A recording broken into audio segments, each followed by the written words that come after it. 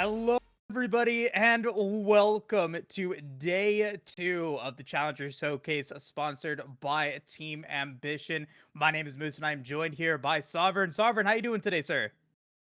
I'm doing great, Moose. I hope this showcase highlights just how good the upcoming NA talent can be and should be going into the splits to come. Exactly. That is exactly what this is all about. These very strong, very competitive players all coming together to be able to get some highlights, get some opportunities to show off their strengths and hopefully have some good plays for us as well to cast. And so definitely a really fun experience for sure. I was able to get in on some of the spectating action and watching 4 games simultaneously for all the different Challenger Showcase matches that were throughout yesterday's games was definitely exciting. It was definitely a little bit of a challenge though, but really fun to watch and a lot of hype moments, a lot of players being able to pop off. And now as we move into day 2, there's expectation for a lot of these players that are now warmed up, ready to go to hopefully have a good day and to show off what they got. Yeah, definitely excited to get into it. Unfortunately, I didn't have an opportunity to see kind of just what we were cooking with yesterday. Is there anybody, at least from this first match, that we should be keeping our eyes out for, Moose?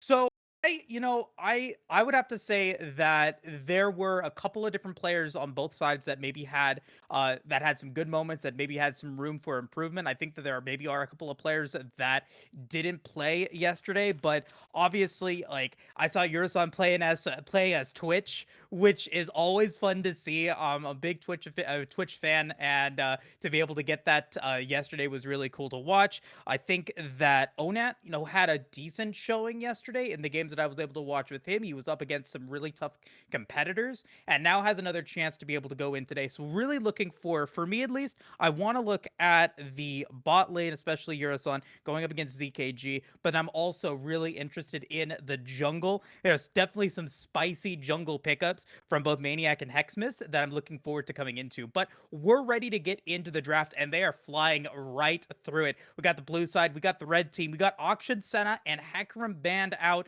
on the blue side. Meanwhile, for the red team, Trendemir, Karma, and Zeri are going to be locked in as your bans. Yeah, I think yeah, Graves with the first lock-in definitely makes a lot of sense, especially considering that this can be a two-way flex for the side of blue here. Um, Already running into first set of red, we see the Jinx hover and evidently the lock-in. Mm-hmm. And that's, I think, pretty common here. We've seen Jinx played more than any other champion in the Summoner Showcase. I believe 6 total games picked up, not counting any bans that any of the players might have gone through. And it currently has an 83% win rate. So definitely doing pretty well in day 1 of the Challenger Showcase. We'll see if that look or that skill can go in to game 2. And you brought up a really good point about Graves. I think with just how Blue side wants to be able to be flexible here, making sure that they're able to get a good B1 pick. Graves can definitely fill that role, but whether it is in the jungle or in the top lane, it does give a little bit less health. You're kind of building more towards that high risk, high reward playstyle that's going to have to be built in later on down in the draft. Red team, though, they're going to be picking up the Lee Sin. That is most assuredly for Hexmist.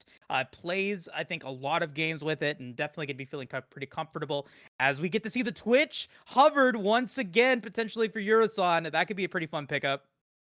Absolutely. Twitch, kind of as you highlighted before, just one of those not the most flashy AD carry, but definitely one that you can really showcase some skill expression on. Not only just showcasing flank opportunities and that sort of thing, but being able to shred down entire teams just with that a rat-a-tat-tat into most Kraken and Runeans builds right now. So definitely something that could be very exciting if we see this as the answer into the Twitch. The Lee Sin for Hexam is something I really want to keep my eyes on as well here, at least for this jungle matchup. The games that I've watched so far in amateur for Hexam is very aggressive, early game focused jungler. So Lee Sin fits into that wheelhouse really well. And it's going to be a bit of it's a bit of a test as well, for Hexmist as one of the lower ranked players in the Summoner Showcase. There are, there's Master, Grandmaster, Challenger players. I think that he's on the lower end of that spectrum. So being able to get something that can potentially pop off in the early game is definitely a good choice. But I think, blue side, they're definitely taking their time here with this pickup. They think they had like 70 seconds to choose, and they're going to lock in the Twitch for Urasan. And that just kind of, I think, plays into this high risk, high reward play style that blue team is drafting. Yeah, and that's one of the exciting things, especially about Challenger Showcase, right? Is while obviously you want to draft for some team comp cohesion and really go for these kind of stylistic ensembles to really showcase what you're playing for and what you're playing about. It also breeds a really interesting ground for kind of niche pocket picks to show kind of what you're known for, what you bring to the table, the certain skill set that you provide going into the future of some of these players' potential careers.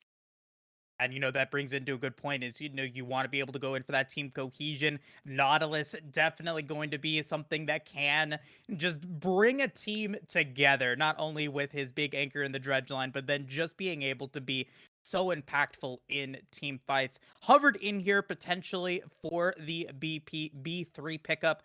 I like the pick, especially with Twitch and Graves. If you're able to land that guaranteed CC with the depth charge and you get a really nice multi-man knockup, you're able to get a lot of damage out of spray and pray and collateral damage. So you could potentially be building in towards some more team fighting, but then also the roaming and the early game potential of the Nautilus can still be really, really strong. A great dredge line can determine the laning phase. Absolutely, and with blue side, at least to start off, not drafting a ton of dive, that depth charge is going to be absolutely crucial to lock down Jinx here, making sure that she doesn't have that kind of safety, that safety net to just fire off free from the backline. And looking at initiation though, red side, they have built in a lot of initiation in their first three picks. Leona gonna be locked in for Zav, and then of course the Lee Sin, if he's able to find a good Sonic Wave, can either get himself to the backline in seconds way to a great Dragon's Rage, and then that's your carries now dead on the side of blue. So definitely looking to see how the initiation is going to be playing out. And I think red side wisely gonna get away some of those control mages in the mid lane. Syndra's getting banned out. Blue side as well, wisely getting rid of another mobile, potentially very high efficient mid lane mage in the RE. Yeah, and I think with this, at least these first two initial bans go for, at least with the Syndra and the Aries, potentially breeds towards either a Corki on the R4, could be a Vex as well. Vex is probably going to be more so catered as a counter pick, but um, I mean, yeah, no, for red side, I think it probably makes the most sense, at least how these bans are going to take R4 mid and then save countertop for 5.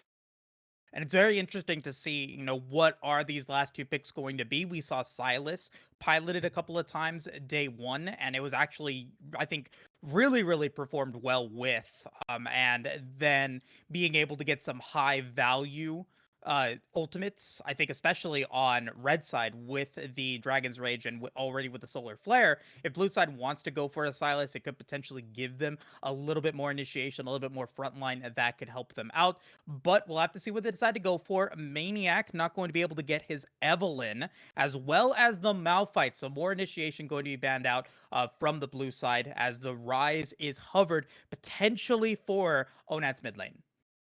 Yeah, and Rise one of those very interesting facilitating champions, at least not only just for map movements to kind of get this Leona and Lee Sin around, but very objective focus too, being able to pump out a lot of damage. The Fimble Winter build that a lot of Rises are going for right now, this kind of very just tanky mana centric. Rise has a lot of opportunity to output mad DPS in some of these fights, as well as just survive a lot of the upfront burst um, that was traditionally used to kind of counter Rise as a pick. Exactly. And so, I mean, we saw Rise a couple of times, did perform, I'd say hit or miss in day one of the Challenger Showcase, but definitely was still played a couple of times. So I'm curious to see now how Onat is going to be able to pilot it here in the first game of day two. Also, obviously, that also means that we've got the top lane that still needs to be available. Blue side has a lot to think about, though. The Graves is still potentially a flex pick into the jungle, but put probably and more probably going to be going towards the top side here. So we're definitely thinking maybe that it's going to be a jungle mid lane that we're going to have to be picking up. So you have a little bit more flexibility on blue side, but you're definitely still taking your time here. That Rise definitely giving you a little bit more I guess, worrisome that you want to be able to make sure that your lanes are going to be protected, right? Like you don't want to have great realm warp in the early game to start getting uh, Onat onto a good position early on, get that snowball that red side is going to be trying to build. They're going to go for the Ooh. Shyvana for, I'm assuming, Maniac here in the jungle. That's a little bit of a spicy pickup. I'm excited to see it. Yeah, absolutely. And I mean, if it does end up going into the jungle, that just speaks to me early drags. Shyvana passive really wants to get those early drags. Twitch Nautilus should have a relatively fine time kind of. Oh, that is the Narlock in moose. Okay. All right. Okay. So Narlock in the top lane. I'm assuming that Shyvana will be in the jungle. Is that going to be a Graves mid then with a Twitch Nautilus bottom lane? I think that that's my expectation. I haven't seen Shyvana in the top lane in a long time, but I mean, I don't normally play top, so I guess, I'm the goon in that situation, but I would assume that Gnar would be in the top lane, Shyvana would be in the jungle, and then Graves would be in the mid lane. Any other thoughts maybe? Yeah, this is no. I think you're probably right. I think it's probably Narshiv Graves. It would make the most sense. Graves at least is the easiest wave clear of the three. Nar the most reliable blind pick at least right now for the top lane. In the Right. current meta. So I think this. Yeah, no, I think this makes the most sense. It'll be interesting to see kind of what we decide to go for here for the side of the Dum Dum, at least into the Gnar with Graves being off the table, kind of the other half of that matchup coin. But Camille gonna be the hover here. Yeah, I'm looking to see if I see any Shyvana in in any of these players like recent pickups, and I'm not seeing it at least on op.gg. So this is definitely like a very flavorful matchup. And I think Mirage saying correctly, Maniac probably going to be going in for that. Graves does have a plenty of games played with it. Um, so maybe it is actually going to be a Shyvana top lane, and then a or maybe a Shyvana mid lane to go up against the Rise. This is well, there are a lot of games that Maniac has played on the Graves. It still does kind of now raise the question: is where is this Gnar going? Where is this Twitch going? Potentially, because it leaves everything open on the table. So definitely going to be a very interesting draft or definitely has been a very interesting draft, and I'm curious to see where the chips fall. Yeah, if this somehow ends up being a Shyvana top, I'm gonna be very hyped. The very slim chance that that is what it ends up being. Hmm. If you've had any opportunity to watch kind of Champions Queue the last month or so, Impact has been piloting that one quite a bit in the top lane to mixed success. Whippo as well, actually. Actually pulled that out Interesting. in LCS one game. So even though that resulted in a loss, definitely a an interesting kind of pick to make or break how that lane goes.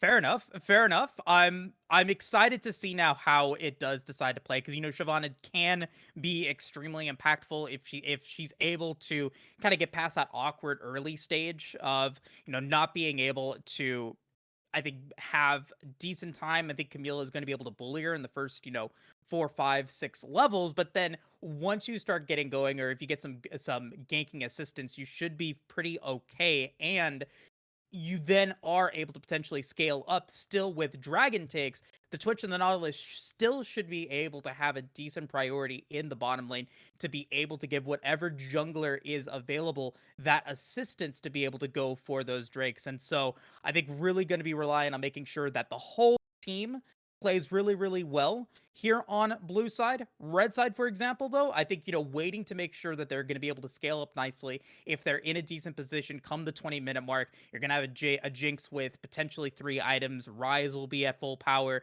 and you're going to be feeling really, really strong because you not only will you have all of this power coming in from your mid laner and your ADC, but now you've got the split pushing powerhouse of the Camille in the top lane that can come in, drop that Hextech ultimatum in any team fight that she teleports into, and provide that great just initiation to follow up with the already great initiation that Lee Sin and Leona provide. Absolutely, and Moose, one thing I want to bring to light here, at least for Hexmist and Onat, is Lee Sin and Ryze are two of these very common champions that if you look pretty much anywhere in the world, from amateur all the way up to right into the pro scene, these are two picks for these specific roles that every single jungler and mid laner have in their wheelhouse. It's kind of like the gatekeeping champions. If you want to be a really great mid laner, you want to have a solid Rise. if you want to be a really great jungler, you want to have a solid Lee Sin. So these are two picks that I definitely want to watch. Now, one game sample size isn't going to be the biggest make or break thing in the world, but it is definitely the opportunity to showcase, hey, you know what, I've got this champion in my pool. I can make this happen. I'm ready for the next step. Well, I mean, Sovereign, it doesn't look like we're getting your top lane Shyvana unless Maniac and Kai decide to switch it up at the very end. It does look like it is going to be the Gnar in the top lane, Shyvana jungle, and then the Graves in the mid lane to go up against the Rise. Graves has some of the early bullying power and doesn't, I don't think is going to have a tough time up against an early game Rise. Obviously, as the game goes on, the more powerful Rise will become and Graves will start to potentially fall off, but it still plays into this high risk, high reward strategy. You want to be able to perform well in the early game if you're blue side so that you can snowball yourself into a very quick and easy win. Red side though, like I think Hexmist has to have a very strong game here in the jungle. I want to see Hexmist perform exceptionally well, get in those good early ganks and get the top lane, mid lane, or the bottom lane, because all three lanes could potentially be carry win conditions for red side. If he's able to perform well and get his lanes off on the right foot, I think blue side is gonna have a really tough time snowballing this game. Yeah, like you said, it'll definitely come down to kind of the early game shove here. What Maniac is likely going to want to do, as we kind of touched on a little bit during draft, is stack for these early dragons, at least for the Shyvana passive. The one bright spot is for this bot side control, Graves shoves in very, very well early, while Rise still takes a little bit of time to ramp up. Twitch and Nautilus have relatively easy shove, especially with that cask, stacking those poison charges. Um, if ZKG and Forever and more aren't able to really manipulate the wave into the state that they need, it does give a very big opportunity for blue side to start stacking these neutral objectives. When they cycle back into the top side as well, Nara's going to have a fairly good time trying to stack up those waves, get those crashes, and potentially force Rift Heralds.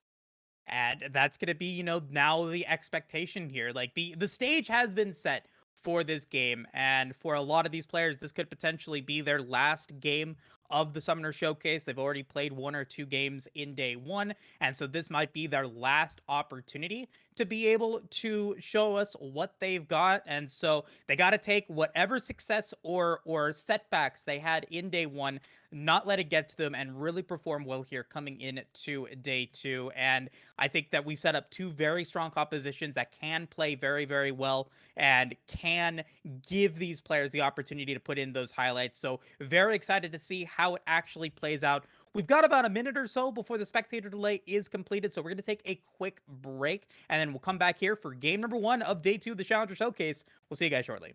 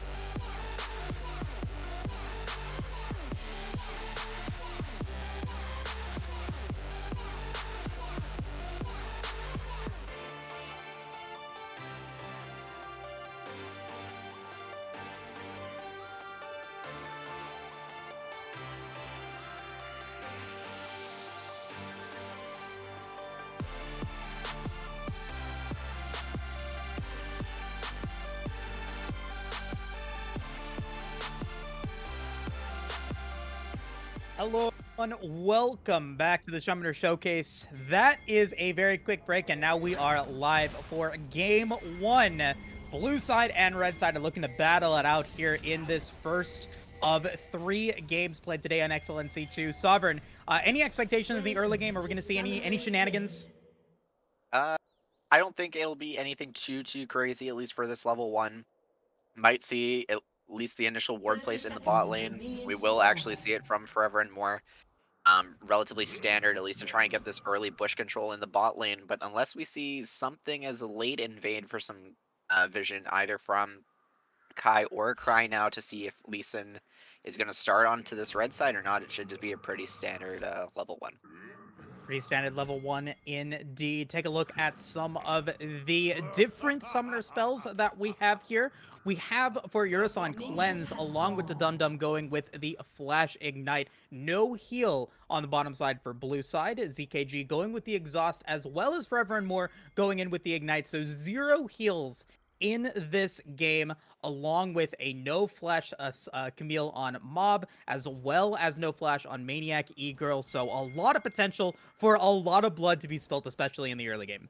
Yeah, and these are one of those kind of situations where I get really excited, especially because both both Hexmas and Maniac are going to be wanting to try and find each other early.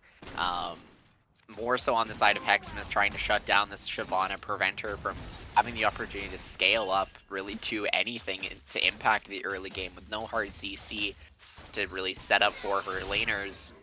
It's really the onus on Hexmas to make this early game happen. And it looks like they will have a chance to potentially see each other at the Scuttle Crab, both Maniac and Hexmist starting with a top side clear here. Forever and More with, pretty solid mid-brush control here in the bottom lane, making sure that they've got power on this side of the lane. Going to be able to get a nice flash out of the Dum Dum. Great stun into those chompers from CKG.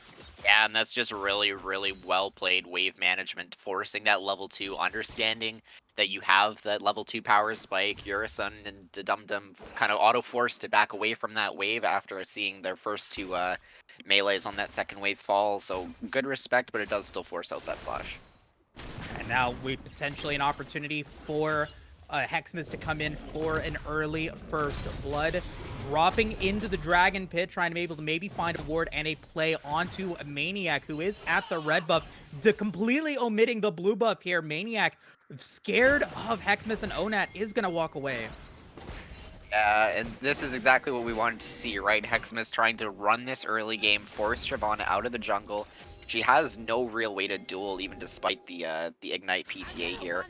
A good initial roam by Onat, but gonna feel pretty bad for Maniac here, at least in these first few levels.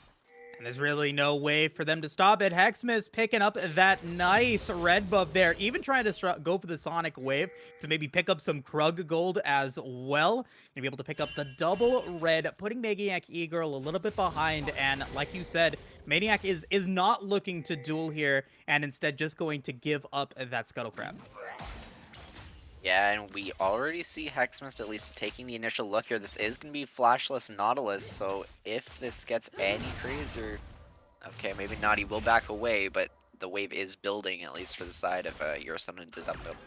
He's thinking about it. He's thinking about it. You can see his pathing a little bit. He was like, maybe this is good. Maybe this is an opportunity to pick up first blood, but instead thinks better of it, decides, hey, we'll pick up the rest of his rest of his jungle, go for that blue buff, go for those wolves, and then go back with a pretty decent buy. Maniac, though, is going to be up the top side of the river looking for some wards. Onat, though, is going to be seen by the Urisan Twitch, the camouflage, getting him a nice little bit of damage with that expunge. Oh, Moose, it feels so, so annoying. I don't know if you've ever had the misfortune of having to play against a level 3 Twitch Roman solo queue, or really any queue for that matter, but oh my lord, it feels so bad. My heart goes out. Have you ever played with the roaming Twitch top laner? with I can or honestly, against? I can honestly say no. That sounds awful, and I'm scared. Listen, it is insane. The roaming potential of the Twitch. You just basically give up top lane, but you're roaming throughout. You have no idea where the Twitch is if he plays in the top lane. He could be in the top lane, he could be in the bottom lane, he could be in the Rift Herald pit. It doesn't matter. He's just so mobile and so scary with that camouflage. And you got to see it right there. Urasan trying to be able to pick up a little bit of damage against Onat, making sure that he's also allowing Maniac Eagle to take those Raptors safely. And a great retaliation there from Hexmas can be able to get the big chicken. Not quite the full coop, though. We'll have to back off. Yeah, really good steal, trying to get up into the face of Maniac again, who unfortunately isn't on that side of the jungle, but getting these early camp takeaways, stretching this gold advantage as much as you can is very, very critical, especially in this matchup. Ocean Drake spawned for about 45 seconds as well, though it is an Ocean Drake here for the first of the game. As we get to see now potentially another play. Hexmas looking to be able to find a flash into the stun. Urasan's going to have cleanse and flash away. The Roam Warp used as well, but no kills. It's going to feel a little bit bad, at least for Onat having to burn the Realm Warp there. We'll start to lose a pretty big wave into the... Oh, we actually have the engage here in bot lane. Xenoblade into Urasan. That is a 3v2 as Hexmas now comes in looking to be able to find that Sonic Wave, but the Dum Dum is blocking quite nicely. The Zap is going to land on a Urasan. A lot of damage, but not quite dead just yet. The Dum Dum is down to about half HP. And good defense from Blue's side, keeping everyone alive. Yeah, really good exhaust there from ZKG to try and limit as much damage there as possible, but Urasan and the Dum Dum able to back away. Maniac getting away with about a third HP, but they will start up this Ocean Drag here. Nothing crazy otherwise. Yeah, not on Vision. That was a lot of time, though, that Onat spent away from the mid lane. Ends up giving Cry Now the opportunity to get into a little bit of a decent CS lead and back on his own terms, pretty much resulting in an even lane state here in the mid lane. But that delayed Dragon Take at around 7 minutes does still go over to red side. Mountain Drake is the second one, spawning in about 5 minutes. And I gotta ask you, Sovereign, out of the 3 remaining, the Cloud, the Hextech, or the Infernal, what's your prediction here for game 1? What's it gonna be? You know what? I think with the way both teams have drafted, at least for this game, I would really like to see a Hextech Soul. Not only did the gates become just that much more pivotal, especially with the roaming Twitch or the Shyvana to try and find these flanks, but whoever gets that Hextech Soul, that burst damage chained is going to be massive. That's a solid, bold prediction, and I'm going to go with a similar style. I'm going to predict Cloud Soul. I'm going to predict that little bit of movement speed in the jungle, get that extra ability haste for, I think, everyone to appreciate, and of course the Cloud Soul, be able to get that extra movement speed that Onat, Hexmist, and Maniac Eagle will greatly appreciate. Hold that thought, though, as Rever and Moore trying to find the Zenith Blade onto the Dum Dum, once again having to flash away. It's about flash on cooldown. That's going to feel pretty bad for the Dum Dum. But a good look from Onat, making sure he's down into the river. Yeah, just good 2v2 roam with Forever and More. And, you know, as you predicted, Sovereign, the top lane, pretty quiet so far, but with Kai feeling pretty comfortable in a 30 CS advantage against Mob, Maniac E-Girl will also be able to get the assistance from Cry Now to pick up that Rift Herald. That is not quite on spawn, but very close to it.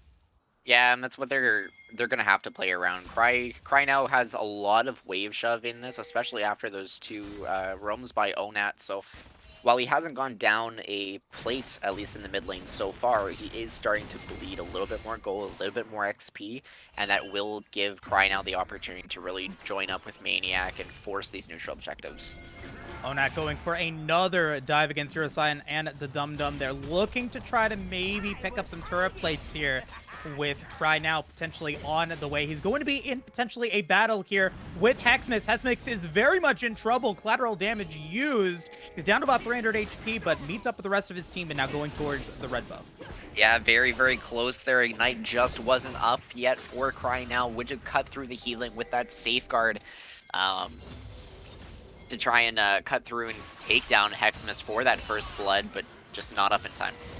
Kai in trouble. Hextech Ultimatum's gonna be used. Mob first blood. Very close. Using that Hextech Ultimatum and the Ignite to pick up that kill as the root lands onto Cry Now. Caught out of position. That's 2 kills for red side.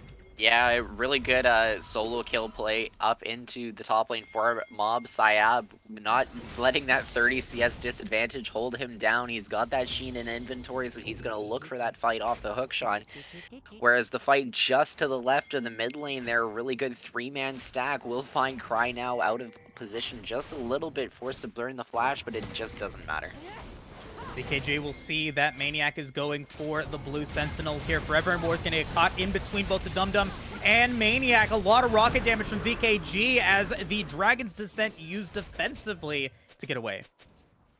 Yeah, both sides will back away here. Exhaust was also used by ZKG, so they're not going to have that combat sum, at least for the opportunity into this bot lane. Urasan has cleanse available, so they might potentially try and look for the 2v2 while Solar Flare is down. Hexmist is on the bot side of the map here, so we will have to see if this ends up being a counter gank opportunity or if Maniac will just back away.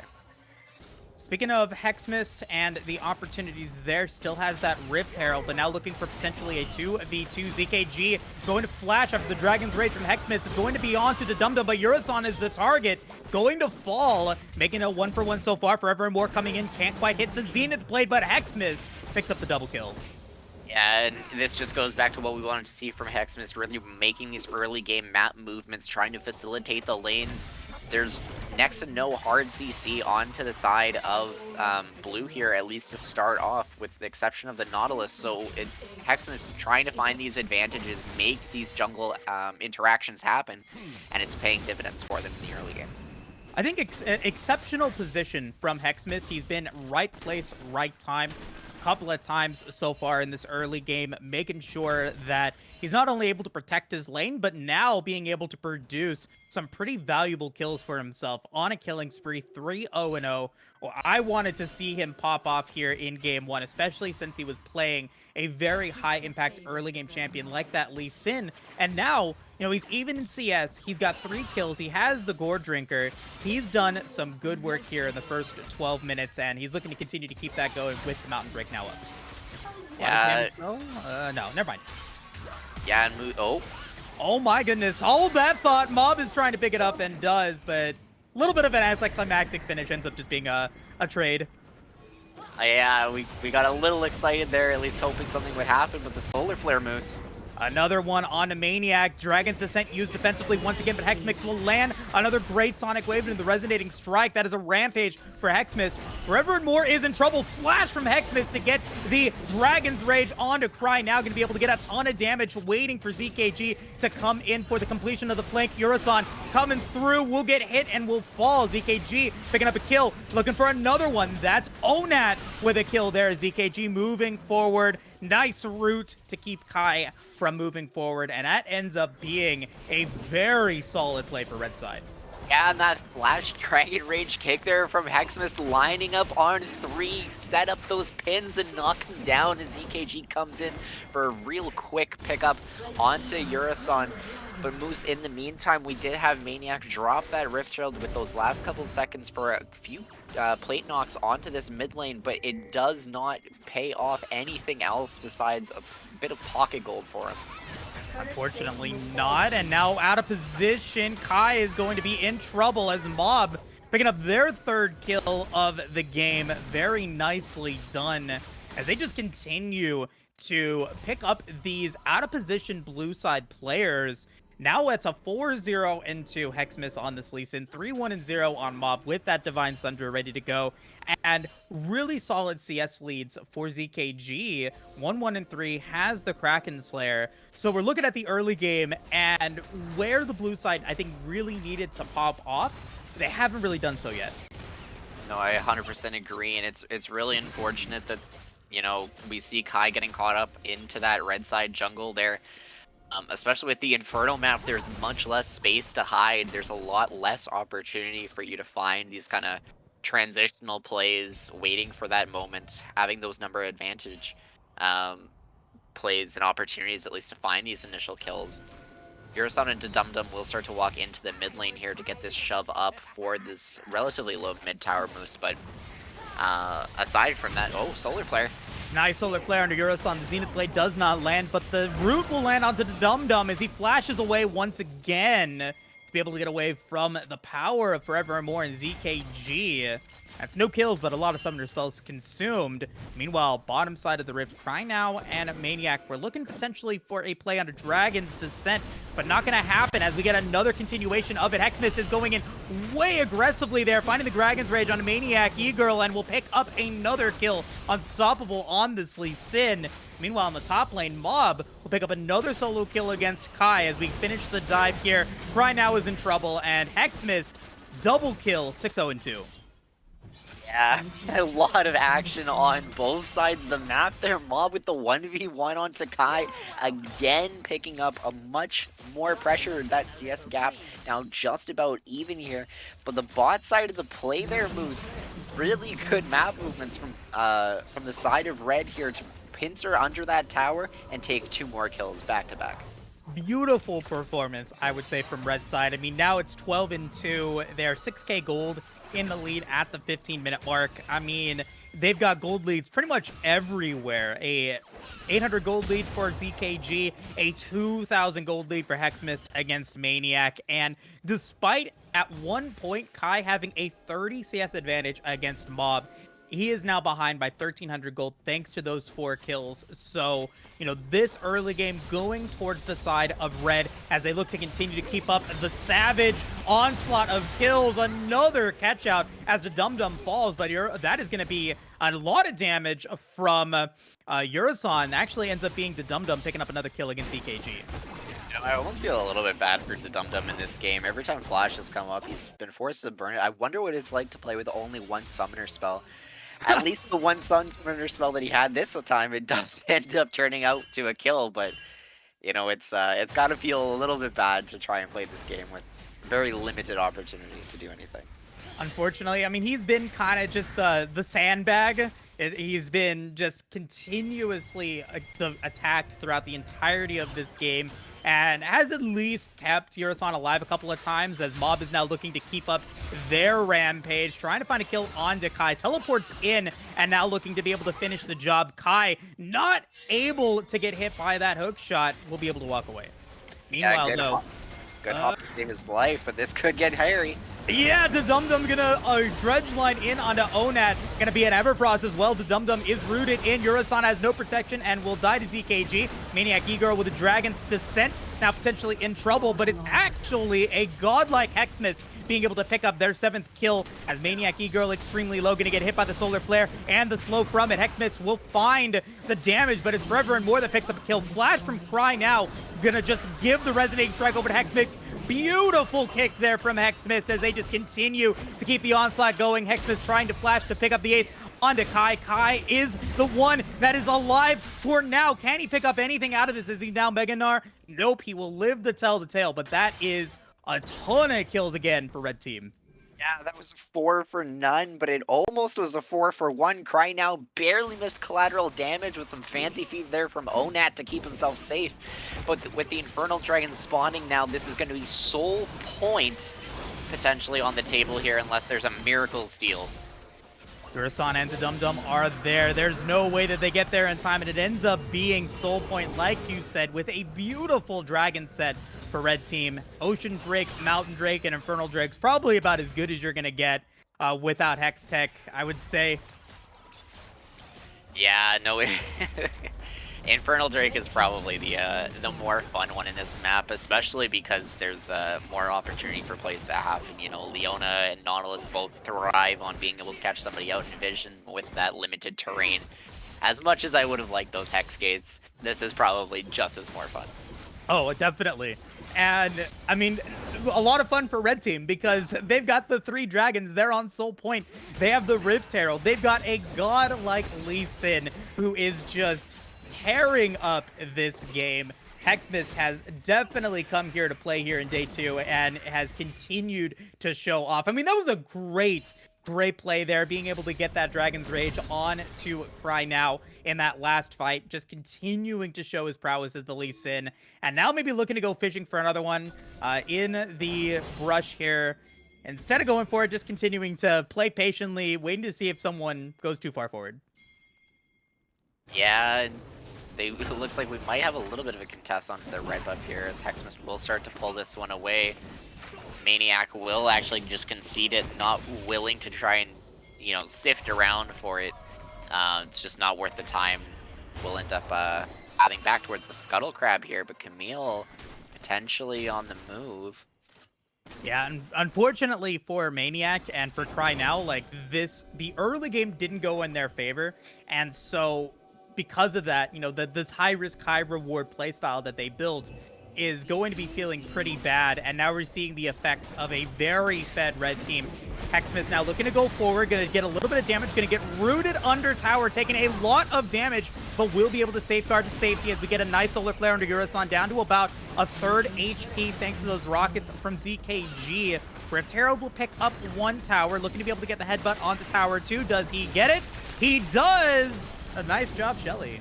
Yeah, very unfortunate. Shelly getting that charge off with 22 HP moves. They were so close to denying that.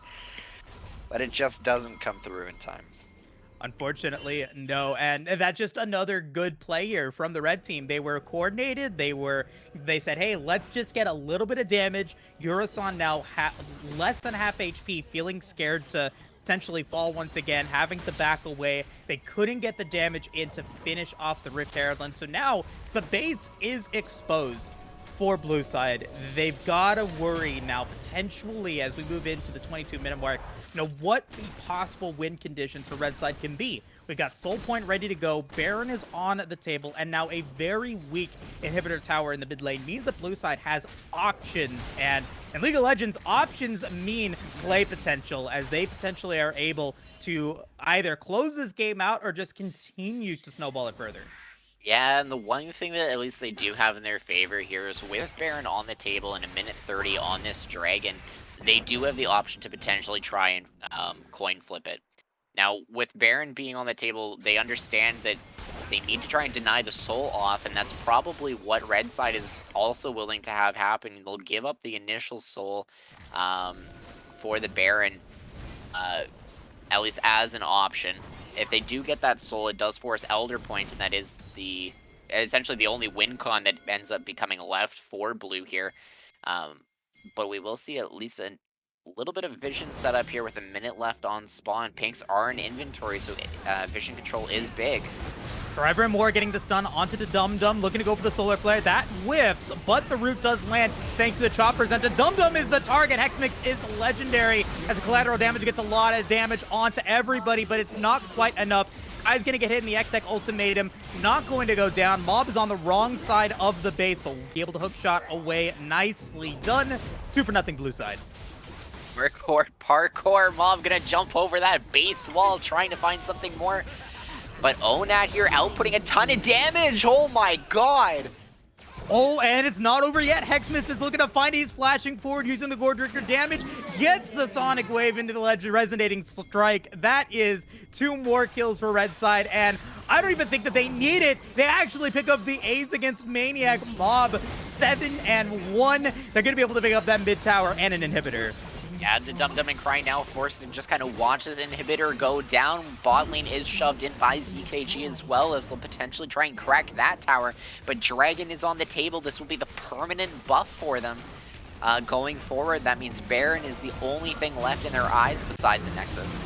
ZKG going to sacrifice their life for the inhibitor turret, but now a play coming in. Mob Saib is in the area looking to be able to get some damage on Urasan and Cry Now. He is all alone. He's going to be left to the wolves and a shutdown to Cry Now, but it was all an elaborate ruse. It's Hexmist at the Dragon Pit with about 1400 HP remaining, looking to finish the job. He gets the Infernal Soul and are now looking to turn this around, going in with the Blast Cone onto the Dum Dum. A lot of damage, but he's actually going to be taking a lot of damage himself, using the Gore Drinker to stay alive, looking to be able to survive. Not quite. Urasan with a big 1,000 gold shutdown, and now potentially the turnaround. Maniac's going to use the Dragon Descent. Forever and more is going to be dealt a little bit, but not quite enough, and looking to run away. Cry Now flashing forward, picks up another one, is on a killing spree. Super Mega Death Rocket on a Maniac, not quite dead, but Cry Now continuing to try to pick up Onat. Can't quite get it. A bloodbath here at the Dragon Pit. Yeah, and with maybe the TP as well, could turn into something here, Moose.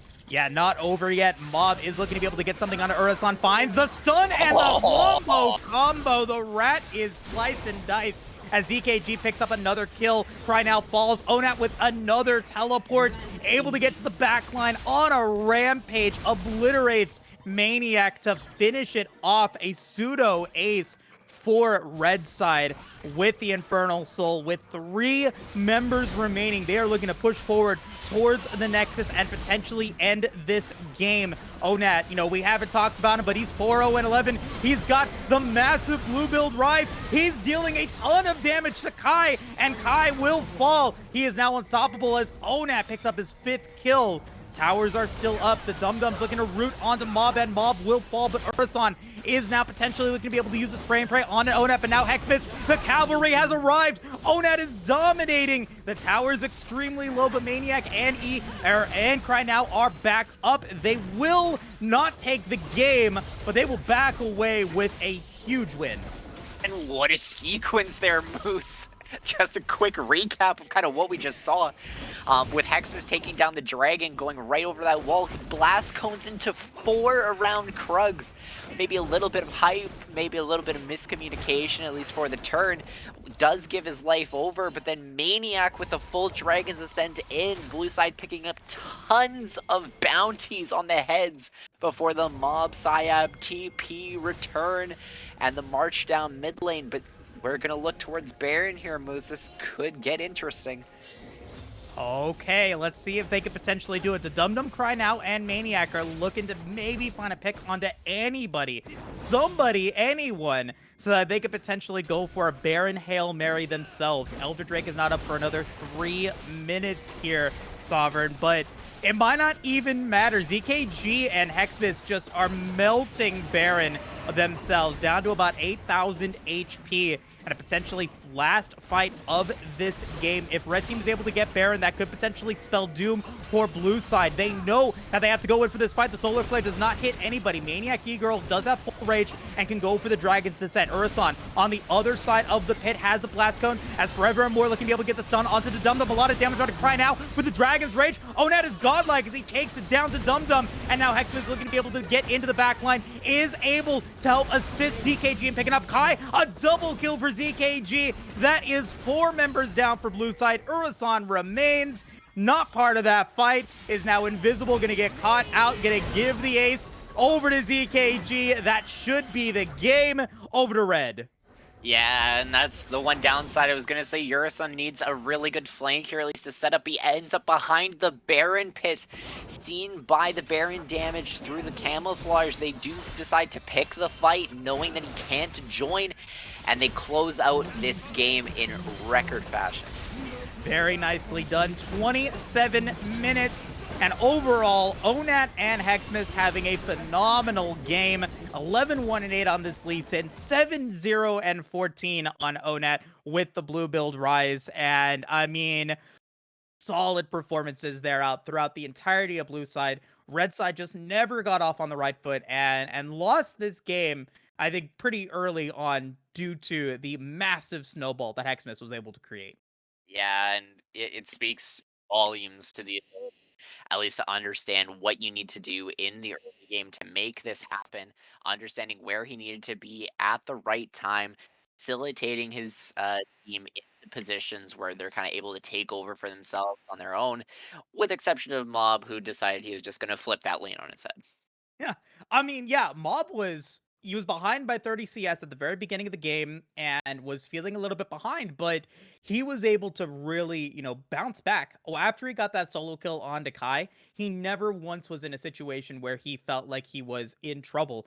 He did fall a couple of times throughout the series, but it really didn't matter. He was able to get several solo kills on Kai, just outperforming the Gnar in the lane and, showing us some really solid maneuvers and some great gumption as we moved into the mid game.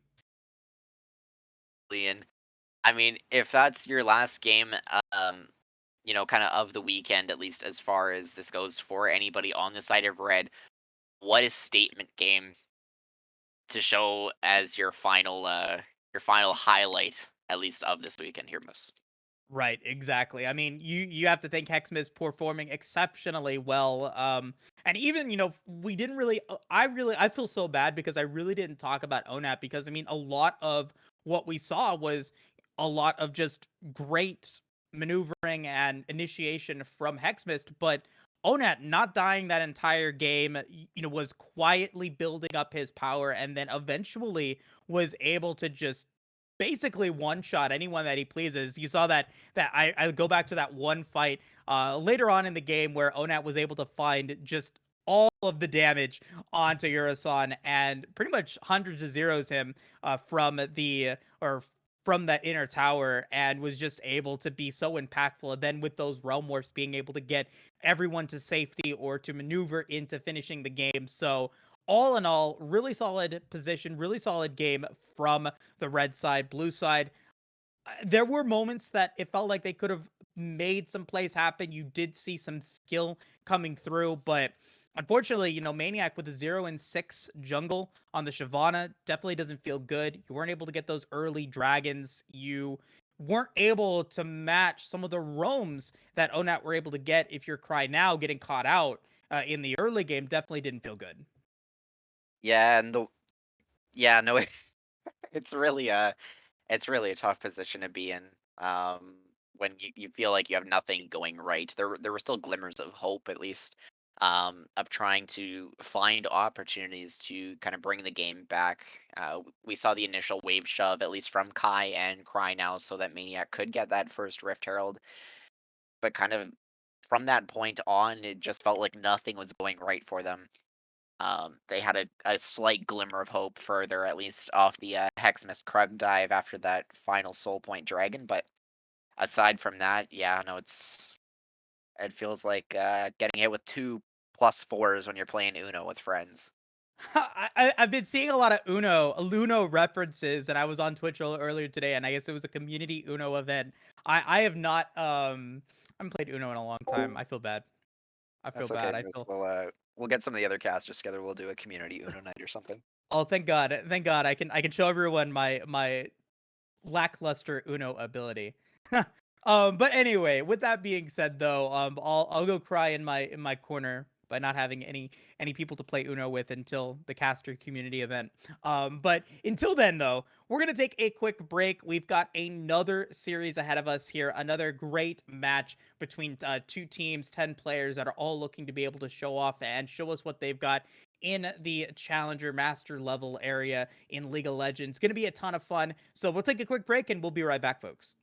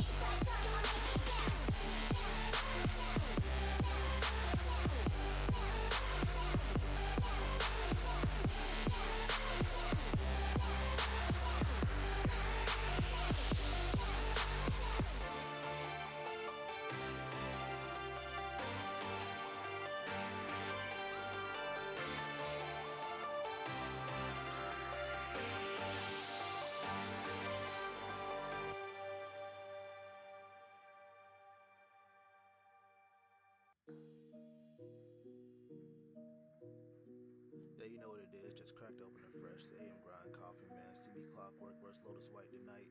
We gotta get ahead, cause if we neck and neck, the Necrox wins. You dig? Look, I love Tuesday night cause I get to watch knockouts get carried in multiple ways. Will it be 5 streaks babysitting them? Maybe it's a la carte making some plays.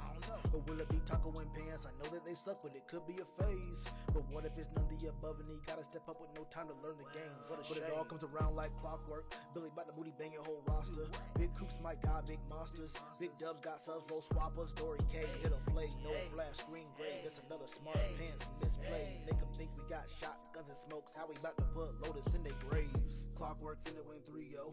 AM grind got us playing like a cheat code. All on speakers, big facts, no memes, bro. Lotus White can't see us like a Timo.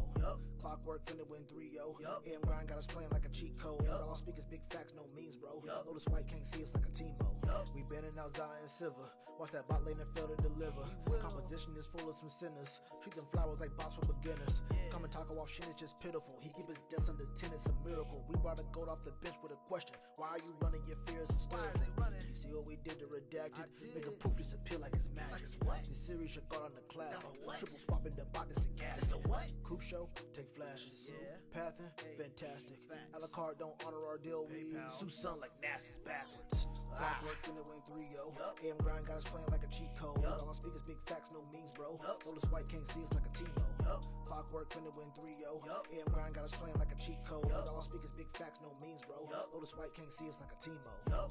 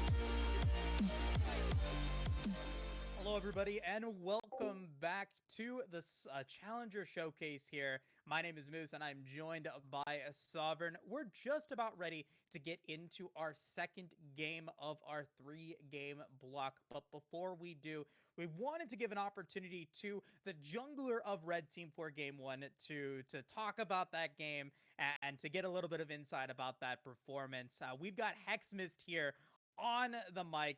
Hexmist, how you doing today? I'm doing great. How about you?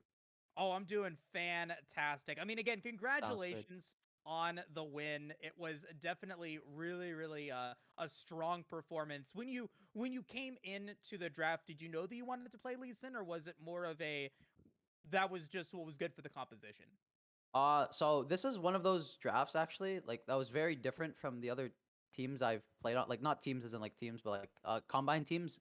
We knew what we wanted to do like the moment after we picked Jinx, because Mhm. they first picked Graves, so we knew we wanted to give our mid laner a really strong prio champion, a really strong 2v2 champion. We wanted to give support counter pick, and Jinx gets prio against anything really. So we wanted to play hard bot side. We also wanted to like have a pick for our top laner that would not like completely get rolled over.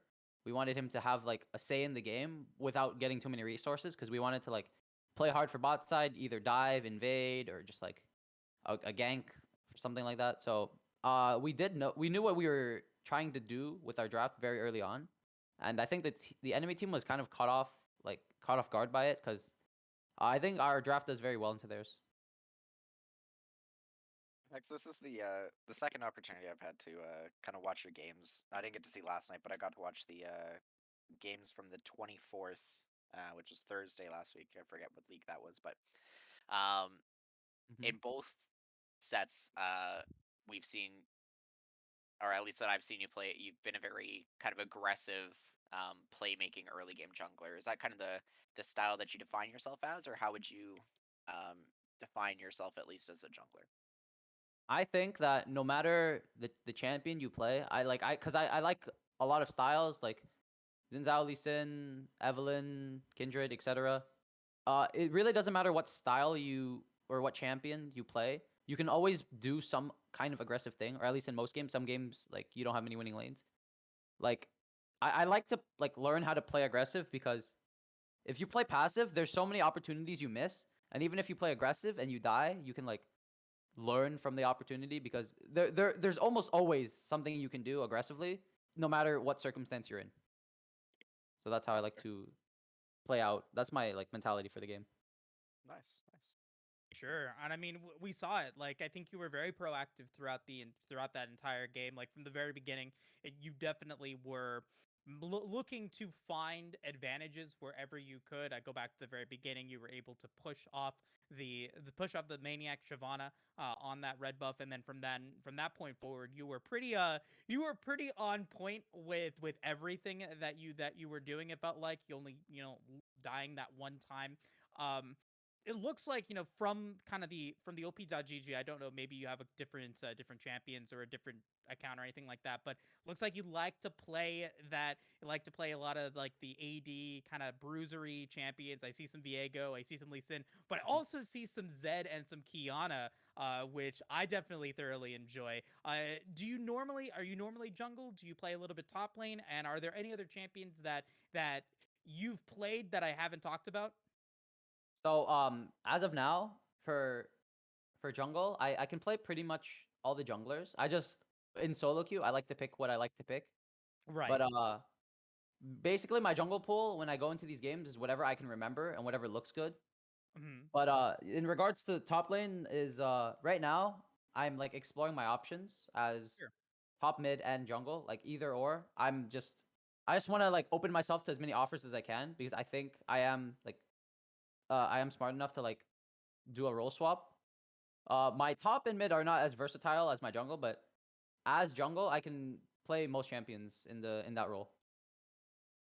So, kind of touching on that, one of the things that we really wanted to ask, at least when we pulled you for the interview, is that was your last game for the weekend, Correct. and we do have potentially some people tuning into the stream who are looking to build teams for proving grounds or potentially further. if we had anybody in the audience, at least for this game or over the course of the weekend, who had the opportunity to watch you play, what kind of message would you want to give them, at least to kind of plead your case for why you deserve a spot?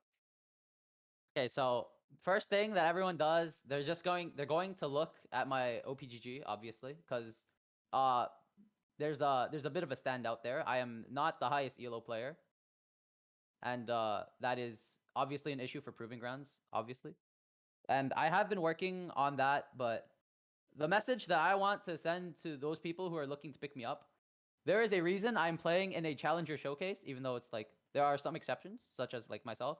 So I hope these teams don't look too heavily upon my rank, as obviously it does matter. I will try to improve on it, but that's just my message. I don't want my rank to be the one thing they see. I want them to see my gameplay, and I want it to speak for itself.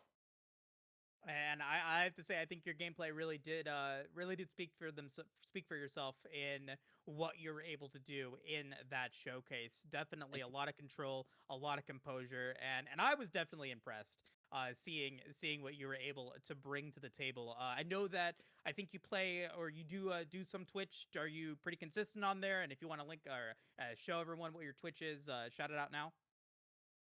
Twitch.tv/Hexmist. It's just yeah, just Hexmist, my name, capital HEX, I believe. I'm like I'm pretty. Whenever I play solo queue, I like try to stream on Twitch, unless I'm duo.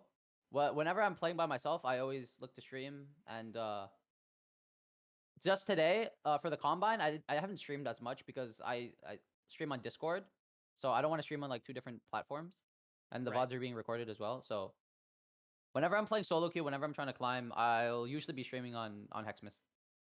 For Also follow sure. my Twitter, also Hexmist. Also add Hexmist. Yes, also at Hexmist on Twitter. Awesome, awesome. Any final questions, Sovereign? Sure. Yeah. One final question. Um, least favorite jungle matchup and why? Least favorite jungle matchup and why? Okay, like just the enemy champion or like my champion as well? I just Yeah. hate No. playing Like, against what champion do you absolutely hate playing against in the jungle and why? Kane. I feel like his champion can abuse so many mistakes because he one shots camps, so like he can like hop around the map endlessly. And in addition to that, like he just has more tempo than most junglers, even if his champion is weaker than most junglers. So he can abuse like mistakes, and like I feel like I kind of have to rely on my team for when I play against the Kane. So that would probably be my pick. Specific form or just Kane in general? Uh just just Kane in general. I mean, red Kane is more like easy to deal with because he's more of like a regular champion. But blue Kane I absolutely hate playing against. But red Kane is also pretty annoying. So you heard it here first, everybody. If you're trying to Q snipe Hexmist while he's streaming on Twitch, Kane. Kane, get rid of it. Or no, don't get rid of it. Play it. Enjoy it and try to get the mental going or whatever that may be.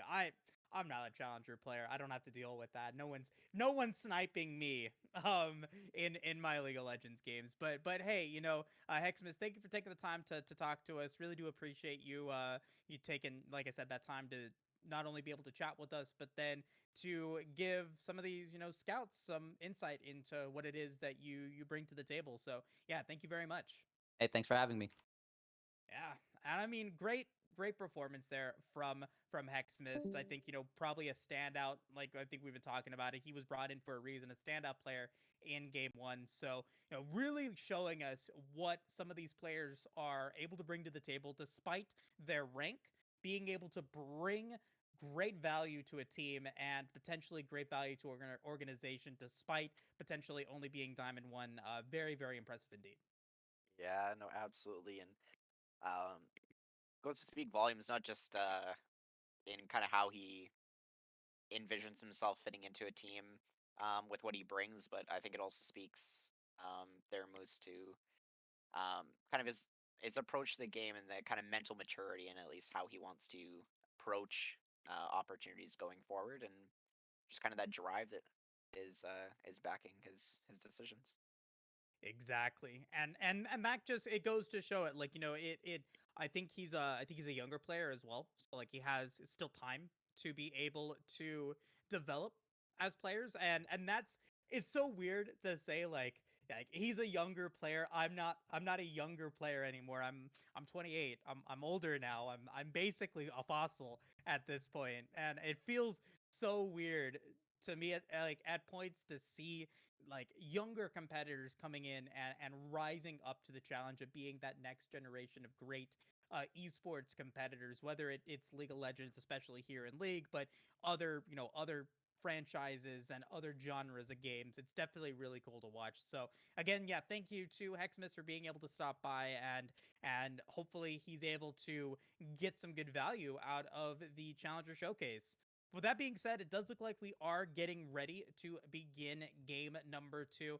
As we get into this one, Sovereign, any expectations? We saw another blue side win. I kind of want to get your opinion on it actually, because looking at all of the matches that we've seen on the Summer Showcase, it is an overwhelming advantage towards the blue side victors. What makes blue side so impactful, and why do you think it's getting so many wins here in these 2 days? Yeah, I mean, blue side has always been traditionally one of those interesting opportunities, not just from a draft perspective, but just kind of holistically. Um, there's so much versatility, especially in this meta, with kind of that first pick and where the prio falls, especially for different players and different teams, and in an environment like this, being able to highlight so many different opportunities and things like that. Different prio picks definitely shift around, different opportunities arise, and Hmm. blue side just as a whole has one of those kind of hidden opportunities to make things happen ironically enough, Sovereign, I'm looking at the data logs right now. for today. All game ones today were red side wins. Yeah.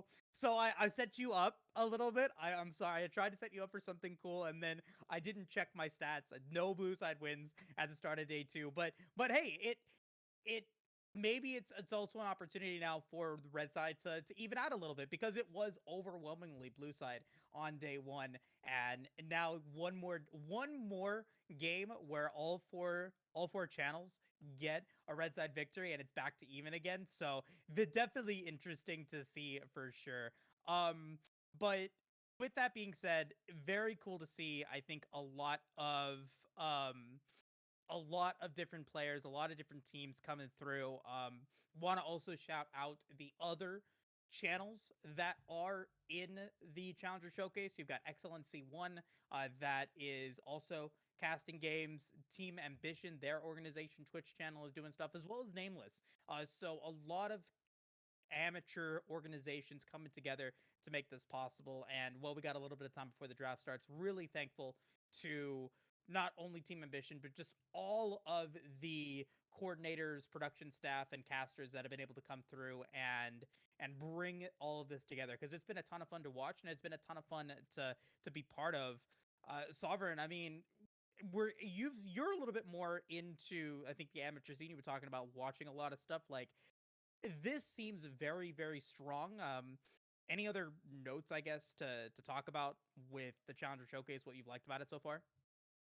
I think it's I think it's one of those very few opportunities, at least, that are kind of out there right now for teams that aren't necessarily right in proving grounds to really showcase what they have, not just from kind of mashup team styles like we're seeing with this challenger showcase, but even on an individual level, right? Like you don't have opportunities like this come up very often. We're very fortunate to be working together in a showcase that allows at the same time 40 individual players to showcase what they have at any given time across the 4 streams. So yeah, no, big shout outs to Team Ambition, Nameless, as well as Excellency being able to run 2 streams at least for this showcase, giving these amateur scene players the opportunity to really showcase themselves, prove what they got, and hopefully build towards a winning world championship at some point. Because if Moose,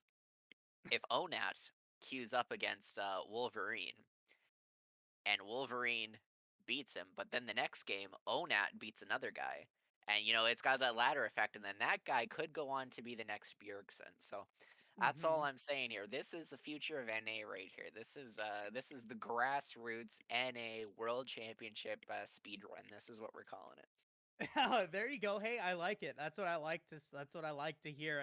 And speaking of Onat and Wolverine, they are two of the competing players that are here in game two. Also, want to shout out a couple of different other players that are already in the lobby. I hate Draco, who has been in game or in day one and day two has been playing that Fiora. Definitely a an interesting champion, to say the least. Definitely one of those champions that doesn't normally get to be seen in LCS competitive play.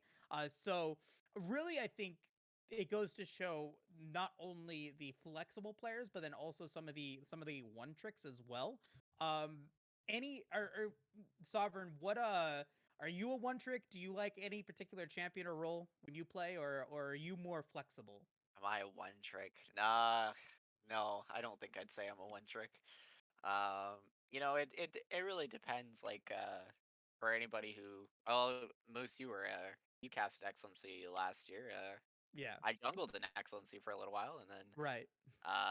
but now I was the guy who always got Nocturne banned against me every game. So, Mm. um, but yeah, no, I wouldn't say I'm a one trick. I mean, I'm a mid laner now, and I play a lot of like auction and other things. But I think you're more defined by a play style than anything. I'd say I'm more of a like a control mage player with that auction pocket. But how about you, Moose?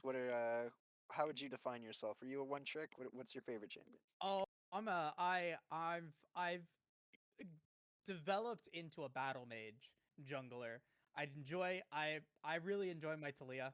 Talia is like my girl. I'll play her to the ends of the earth. I'm riding the wave of Talia not being good in the jungle. It happens. I get it.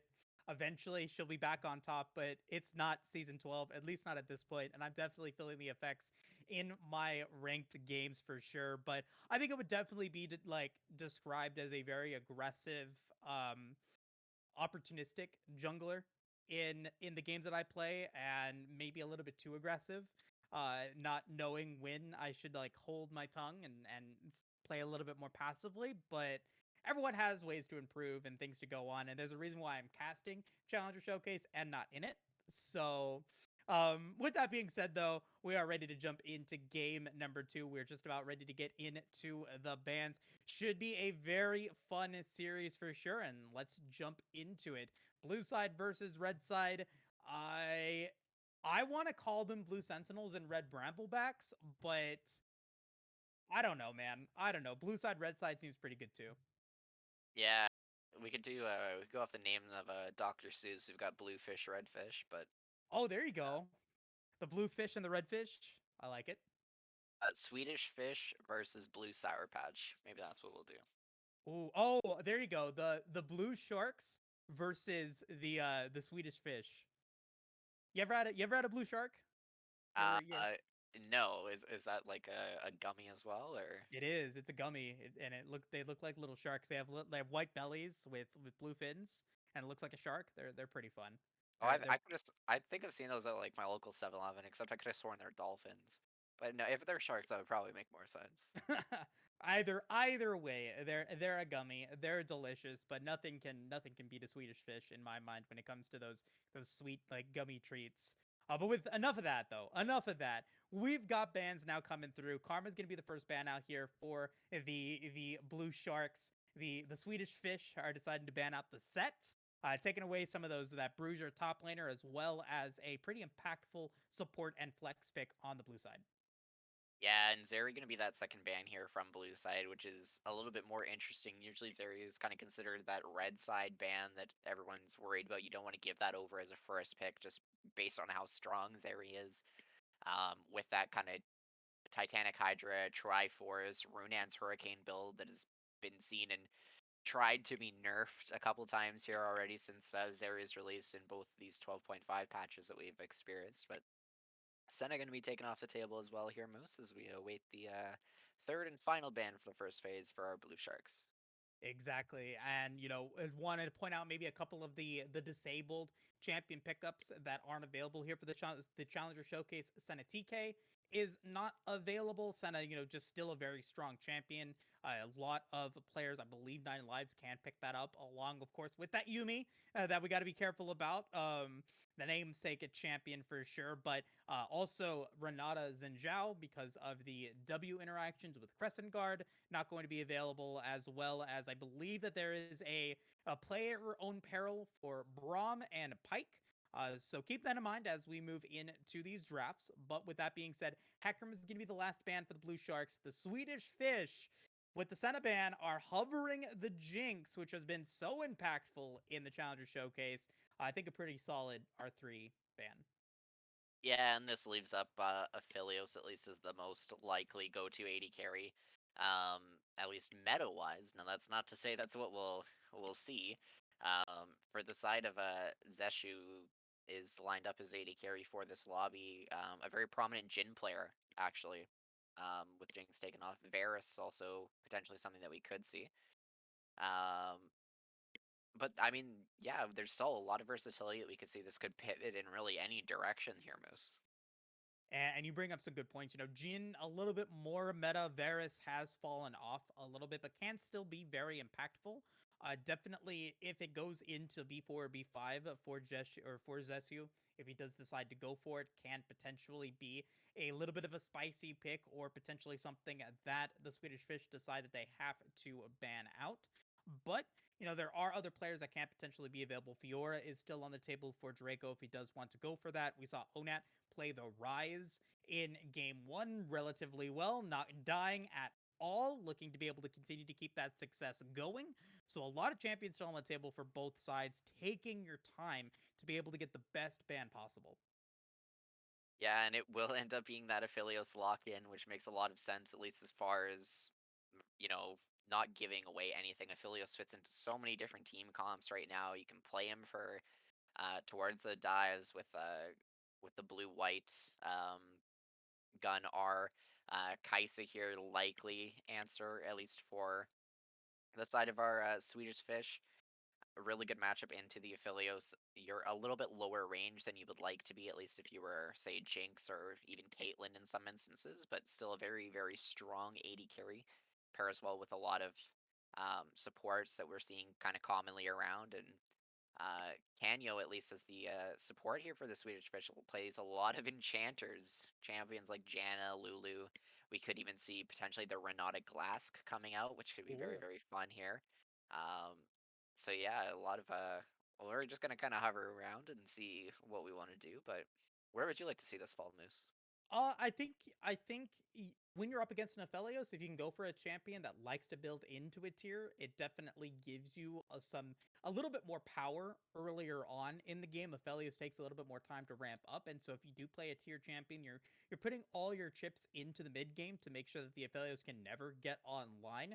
And I like the decision to go for the Zaya Rakan here. Can be extremely strong, very powerful with the quickness, especially from the Rakan. If you're able to land it into the Featherstorm, you're able to get that just guaranteed synergy with Zaya Rakan coming out. Now the Blue Sharks have the decision to make how they want to play out their bottom lane. Tom Kench is hovered. It would be a decent pickup here for the Blue Sharks, can be played in the support role, but Thresh is still on the table for 9 lives. Yumi is still available as well, so there are options here in the support role. Yeah, and that's the one nice thing about at least support flexibility.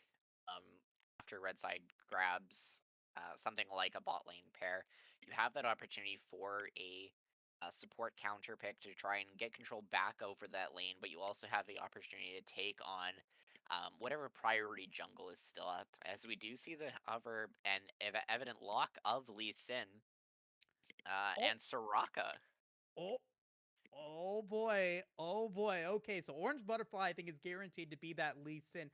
This Soraka pick can still be flexed. Now, mid lane enchanters supports like the Ivern, the Karma have been a little bit nerfed in recent patches, but Wolverine is one of those players that can be unconventional and can perform well in an unconventional setting here. So don't think that Soraka is guaranteed to be the support role. Well, it is likely it can still go towards the mid lane. And the Swedish Fish, on the other hand, they decide to go with another early game powerhouse of a jungler, that Udyr locking in for Firins.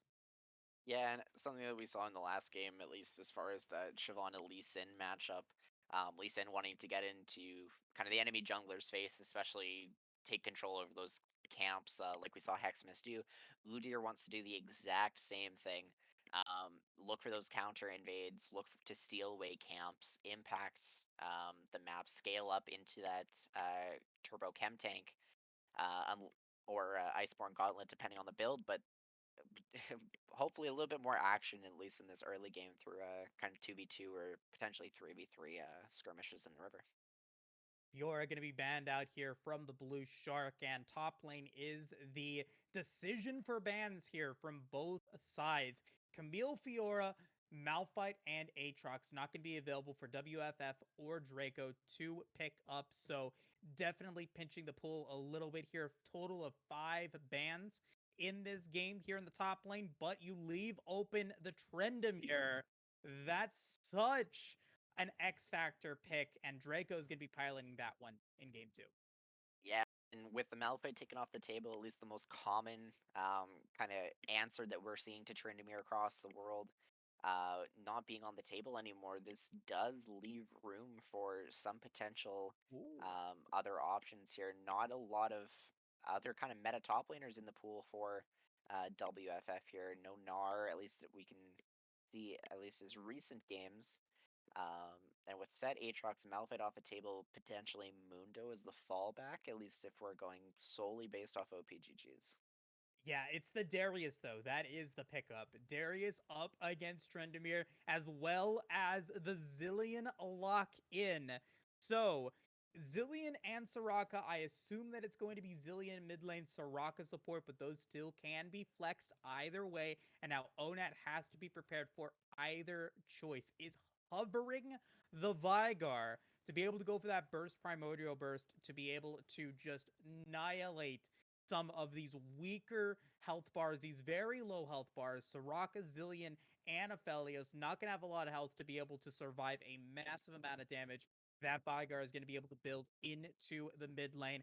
Also can build the tier to be able to be very impactful as we move into the mid game for the side of the Swedish Fish. And so very interesting pickup, can potentially be a good test of timing now for every pilots at Zillion. Yeah, and I actually really like this Vagar lock-in, especially not only are you against potentially two very immobile champions in that Zillion and the Soraka, but if we assume where this is actually going to swap for Soraka to go into the bot lane and Zillion to go into the mid, Vagar has a very, very easy time scaling up in this lane. It's relatively safe. The side of the Blue Sharks, their only real AP threat here is that Zillion. It's not very consistent damage. You do need to try and find those double bomb connections, at least to get a good amount of burst down. The rest of your kit is really just utility. So if they're able to itemize armor, kind of deal with the Zillion appropriately, I think Swedish Fish should have a relatively easy time. Yeah, I really think Onat with a really, really smart pickup here. I would have. Vigar is great. I would have appreciated a Corki pick as well, because either way, you don't have to deal with really any pressure in the early game from the Blue Sharks. The Lee Sin is going to have a very tough time, I think, capitalizing on his early game prowess in pretty much all of these lanes, with the exception maybe of the top lane to go up against the Trendemir, but even the Trendemir can spin to win away from a Darius shove back in. So really, I think a solid pickup here. You're relatively safe with the Event Horizon. You're going to be able to survive any sort of ganks that Orange Butterfly is going to try to go for. And I have to say, like, looking at the draft that is built up here for the Red Sharks, they have drafted, I think, exceptionally well, with a couple more win condition lanes than the Blue Sharks have. Absolutely, and they do also have a really good opportunity for just pure zone control, like you said, with the Event Horizon. Um, Quickness, being able to kind of jump in, charm up anybody who's there, find that additional follow-up knockup, anything like that. But one thing we do have to touch on as well is that they have a really good opportunity for 1-3-1. I mean, Tryndamere into a side lane, Vhagar likely running TP. Um, Xayah, Rakan, and Udyr, a really good three-man unit to kind of shove in the mid lane. So a lot of aggressive opportunities for them to take towers in this game, really kind of snowball these gold leads, control neutral objectives. Um, it's going to be a little bit tougher for the Blue Sharks to really facilitate things into this game. But we'll hopefully be able to see the utility provided by the Zillion and Soraka. Yeah, and it's over, and I said it, and it's happening. Wolverine is going to be playing that Soraka in the mid lane unless there's any hijinks in the last couple of seconds of the draft. But pretty much, I think the same thing can be said. Soraka's not going to have any kill threat against Onat, as is Vygar, unless he gets a massive gank from Orange Butterfly on the Lee Sin. Any touch on like anything else you want to touch on in the Soraka Vygar matchup, this very common high level mid lane matchup that we get to see all the time? Yeah, I mean, unfortunately it's going to be a very tough time for Soraka to really be able to do anything. You have no hard CC setup for Lee Sin to try and lock down the Vhagar. You don't really have a large amount of damage to push Vhagar off the lane. It's going to come down to a lot of scaling.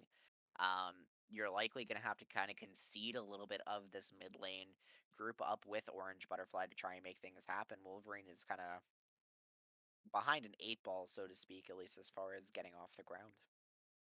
And that gives us an opportunity to potentially see a very great game, I think, from Wolverine and Orange Butterfly if they are able to pull it off. Because if you can actually pull off a Soraka mid lane, like that's such a big flex, right? Like that's like such a huge opportunity to be able to perform well in a matchup that is definitely not favored towards you.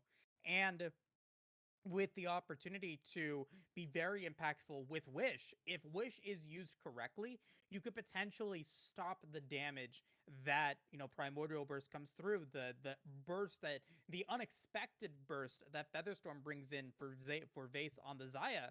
So, if you're able to pull it off, it can be huge, but there's a very high risk that you don't pull it off and you actually just end up giving the red Swedish fish a very easy win.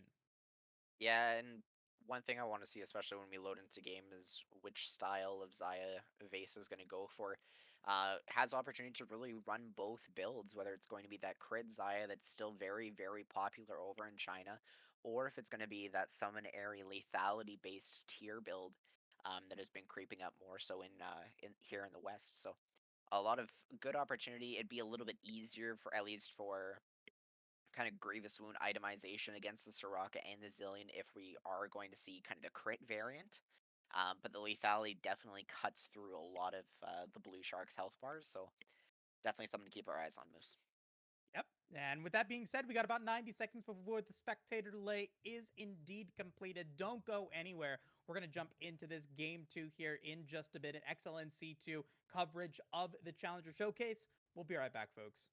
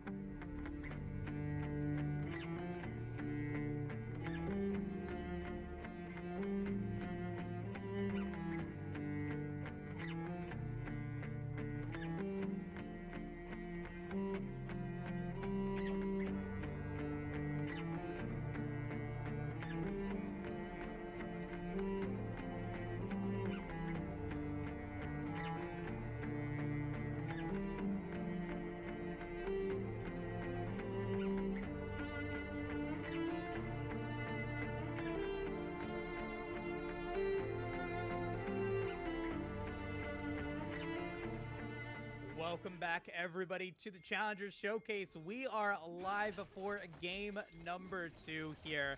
Gonna be a really fun matchup, and as you can see, we got a Soraka mid lane trying to harken back to a couple of months ago when those enchanter supports were so strong in the meta, and looking to be able to continue to show that off here in game 2. My name is Moose, and I'm joined here by a Sovereign, and as we get into this one, Sovereign, I mean, any runes or any keystones or anything like that that are kind of showing some interest towards you? Well, we do see that Airy on the Zaya that we talked about just before the break, which does indicate that this will likely be the lethality version. Try and cut through these relatively squishy members of our Blue Sharks. Aside from that, their Moose, we do see the Predator Vagar instead of Electrocute. That is sometimes the other option, at least between most Vagar builds. So this speaks a lot to trying to want to catch out these immobile members of the Blue Sharks and facilitate that many more opportunities to come away with that win. And I mean, this is a GG game now for Onat. No way he can come back from missing 2 Qs against Wolverine and having to chug a pot. Oh, there you go. He hits a Q there. We got a stack on the Vigar. Sub 2 minutes. That's what's up. All right, But that's 33% hit rate. yeah, 33% hit rate. That's not the stat line that you want for Onat, but he is looking to be able to get some plays in with the Predator. Speaking of aggression, Draco going to get hit by a couple of hits here from WAFF and goes down to about half HP, but of course has the healing from the Q and should be just fine. Yeah, and Moose, one thing that we should keep our eyes on as well here is Draco not running the flash this game. He did opt for that Ignite Ghost combination instead, so this speaks to not necessarily being able to get out with if Ghost is down from a good gank from Orange Butterfly. All right, Byron's looking to be able to go up against Orange Butterfly here at the chickens using the pure chicken stance, the Phoenix stance, to be able to get some damage in on it. Who gets the chicken?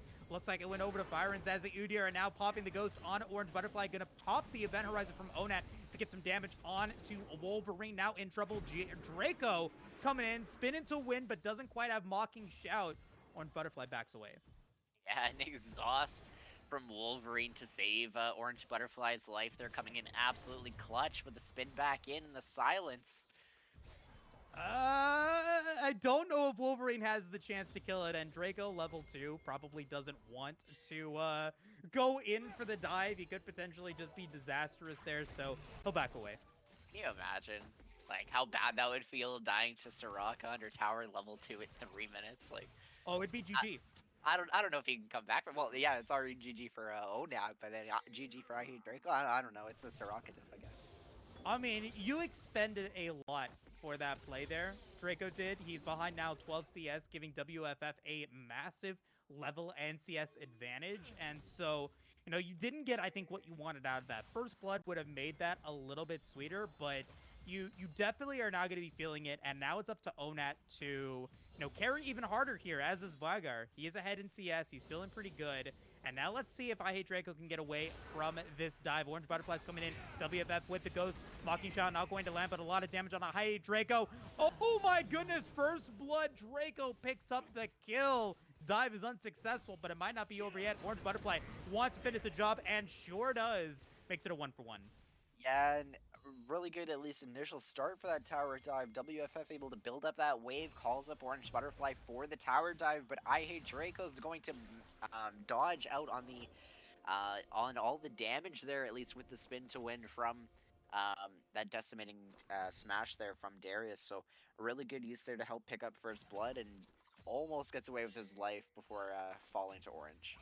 I mean, I think that was a must-dive situation since, or when WFF did lose first blood, Draco was going to get a massive amount of gold based off of that CS wave that was crashing into his tower. And so, you know, a must-kill situation there for Orange Butterfly, able to salvage what was a very tough situation and, you know, is at least coming back with a decent buy, dagger and boots, as WFF now the target of Byron's.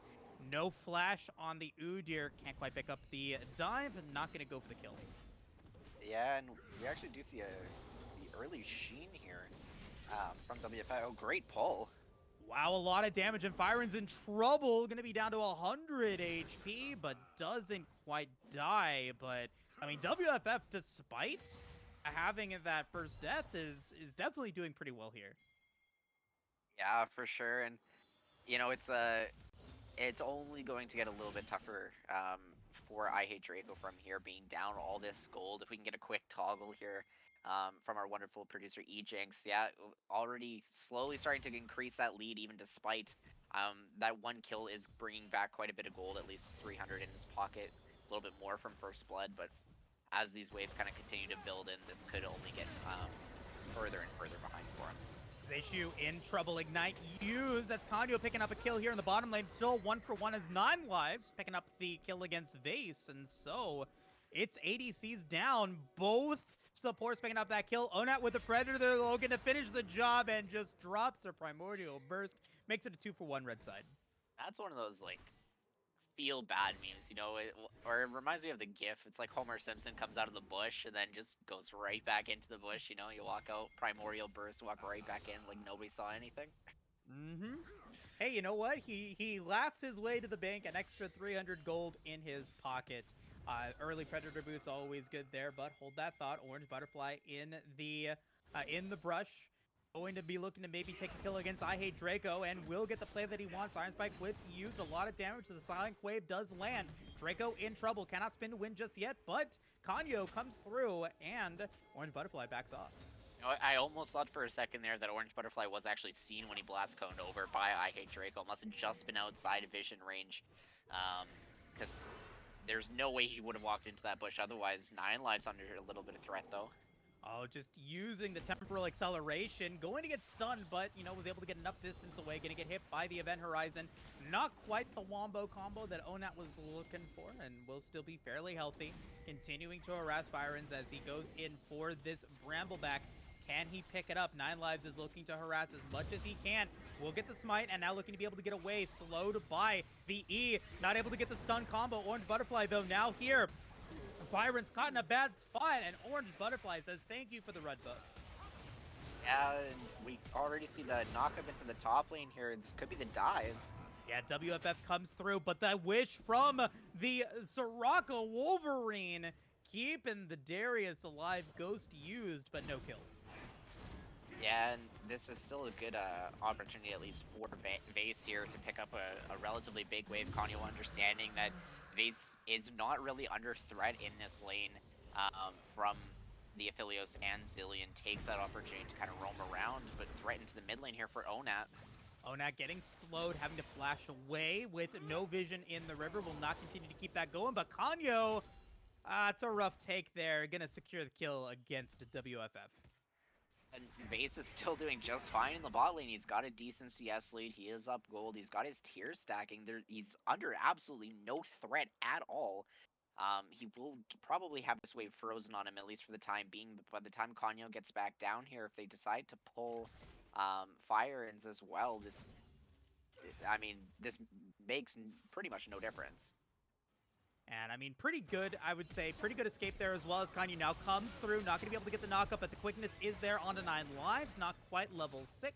So he'll flash away. That is 2 flashes for Kanyo summoner spells, but the play is continuing. Another Predator. Onat is on the hunt. He wants them as Moonlight Vigil getting used a lot of damage on a Kanyo, but he's going to go Golden the Featherstorm to keep Vase invulnerable. Beautifully executed by the Swedish Fish. 2-0. Our Swedish Fish decided to become Swedish Sharks as they smelt blood in the water. Onat, the predator of this ocean, coming right down to bop 9 lives where he stands. Picks up another great kill. As we potentially see another, no, won't transpire into a dive, but this could be the Rift Herald started up here by the Blue Sharks. Yeah, I think Orange Butterfly recognizing that Draco with Undying Rage is probably not the best dive champion to go up against, and will just cut his losses, just pick up the Rift Herald. Pretty much no contest here from the Swedish Fish. Firens in the bottom lane, or in the bottom side of the Rift, not quite in position to pick that up, and so good Rift Herald take, going to be able to stabilize the growing gold lead that the Swedish Fish have now come through. With that being said, though, speaking of gold lead, speaking of CS, shout out to Wolverine. 72 CS comparatively to 66 for Onat is in a relatively good position. Not ahead in gold, but at least staying competitive in the early game. Yeah, that 2K gold lead at least to start off here at 10 minutes for our Swedish fish definitely speaks volumes at least to how they were trying to impact this early game. A lot of good Predator rooms from Onat, as well as Kanyo into the top side, trying to make things happen all around the map, facilitate his team as much as he can. That is a sign of a good support. Yeah, 2-0 in 3, 5 out of 6 skill participation so far. As we get a play trade from Draco and WFF as he gets pulled back in. A lot of damage. Decimate getting him down to about 500 HP. The bleed is pretty powerful, but WFF is still looking to be able to get some damage. Undying Rage is used. WFF in trouble. Wish is used to try to keep him alive. And it looks like I Hate Draco as a great kill despite the Wish. He didn't even need to use the ghost at all there. That mocking shout slowing just enough for him to be able to get over the wall again with that spin to win. But fighting to the bot side here, Moose. Yeah, and Primordial Burst is up again. They're going to be able to get the Chrono Shift on to Zeshu. He's in a bad spot as they look to be able to finish out this 2 for 3. Onat is quite powerful, but not quite powerful enough to keep Kanyo alive. He will be able to pick up a killing spree on to Zehu, who was already in a bad spot. Vase and Onat now very low. 9 lives and Orange Butterfly could still potentially turn this one around if they do decide to go for it. As Firen's now in the mid lane up against Wolverine. Not quite going to go in for any kills there. Orange Butterfly still waiting in the mid lane. Maybe looking to go in for a dive here against Vase and Onat.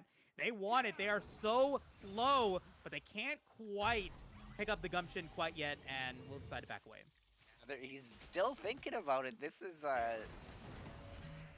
could turn into the dive. They do actually still have Rift Herald in inventory that could be dropped if they are feeling funky enough for it, but nothing to come of it as he will back away. Firen's invading on the top side, understanding that he does have free reign for those top side camps.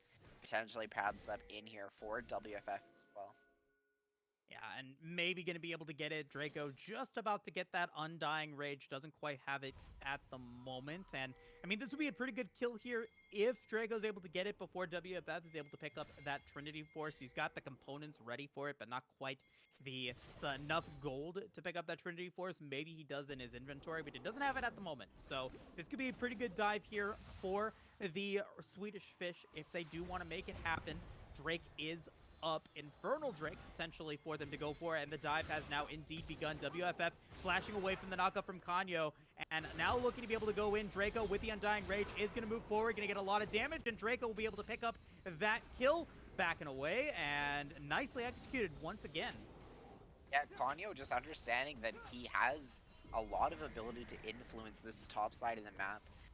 This is his second or third roam up here, and both of them resulting in kills onto WFF. Definitely does not feel good to be the Darius in this situation, but Kanyo making the correct decisions to move around this map and keep this Tryndamere in an advantageous position. All right, so we've seen the Cloud Drake, we've seen the Infernal Drake. I'm predicting an Ocean Soul and Rift, and we sure get it. Ocean Soul and Rift is going to be it for Game 2. Onat with the Predator, going to drop the Primordial Burst, but it does no damage to Wolverine. What a great wish. Going to get hit by the slow from 9 lives. The quickness going to be used. Going to get the charm onto Zeshu and Orange Butterfly. Not quite enough damage yet, though, to finish the job. Firen's is in trouble, but a beautiful Event Horizon from Onat. Going to get a lot of damage on the Orange Butterfly. Chrono Shift is used. Keep him alive for the time being, but now he is all alone. Can he get out of that? He cannot. Onat on a rampage. And this could potentially be another deathless game for Onat. He's kind of skirting around just on the outside of that fight after that exhaust goes down. Nearly gets caught out by Orange Butterfly on the Dragon Rage kick, but kites it back out to the upper half of that mid lane towards the Raptor pit. Understands that he has position with Event Horizon to keep himself safe.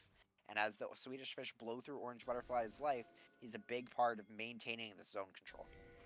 Yeah, I wanna shout out though Wolverine. Great wish on The Primordial Burst dealt no damage basically to him. He got hit by the Primordial Burst, the Wish keeping him alive. And now with that Moonstone Renewer Moonstone Renewer, pardon me, not Moonstone Manure. Moonstone Renewer is going to have, not full build, but is going to be feeling pretty good here as a Draco kind of sneaking away that blue Sentinel and now looking to be able to get some damage on the Orange Butterfly. Once again, this Lee Sin is pushed out of his jungle. Yeah, you can see Orange Butterfly took a second to think about what he just saw before turning back in and walking right into the bush for I Hate Draco, but Fire ends here. There is no tower for the Darius to walk back to. Orange Butterfly about half HP before the smite, but here's the fight. Decimate a lot of damage. Chrono Shift is going to get used, and an overextension from the Swedish Fish is going to result into shutdown. Orange Butterfly picks up 600. And this might be the mid lane tower falling here as well. We've got Onat pushing on the bot side. Orange Butterfly here with the flank. All right, a lot of damage on to Vase. Dragon Rage going to be used to get him out of position once again. Featherstorm is there. The root going to land. The quickness is there. Vase is still alive, and great support from Kanyo, keeping him alive for a lot longer than expected. Vase is still alive. What an escape. Kanyo keeping him up as Onat finds the event horizon, and a beautiful Everfrost. The base finally falls. Onat is now in trouble. Kanyo is also a target as Onat comes through. Primordial Burst is active, but he can't quite find the actual kill for it and will get shut down.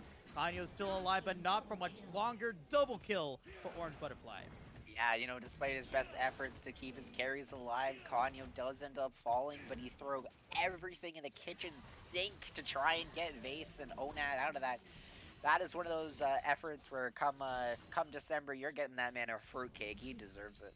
I mean, I gotta shout out Kanyo there. Like, he went in, no hesitation, to make sure that Vase was able to survive.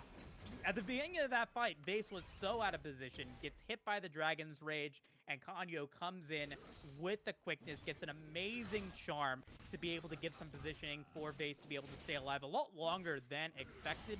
And while it doesn't result in any kills, it shows a lot of adaptation and creativity to be able to keep your carries alive for that long. And that's one of the best qualities support can have, right? Understanding how to keep his carries alive, throwing your body kind of into it at every instance to find ways to keep them safe. They're like toddlers in a pool, right? You try and pull them out of the deep end, and they just go right back in over and over again. It's tough being a support lifeguard, but someone's got to do it.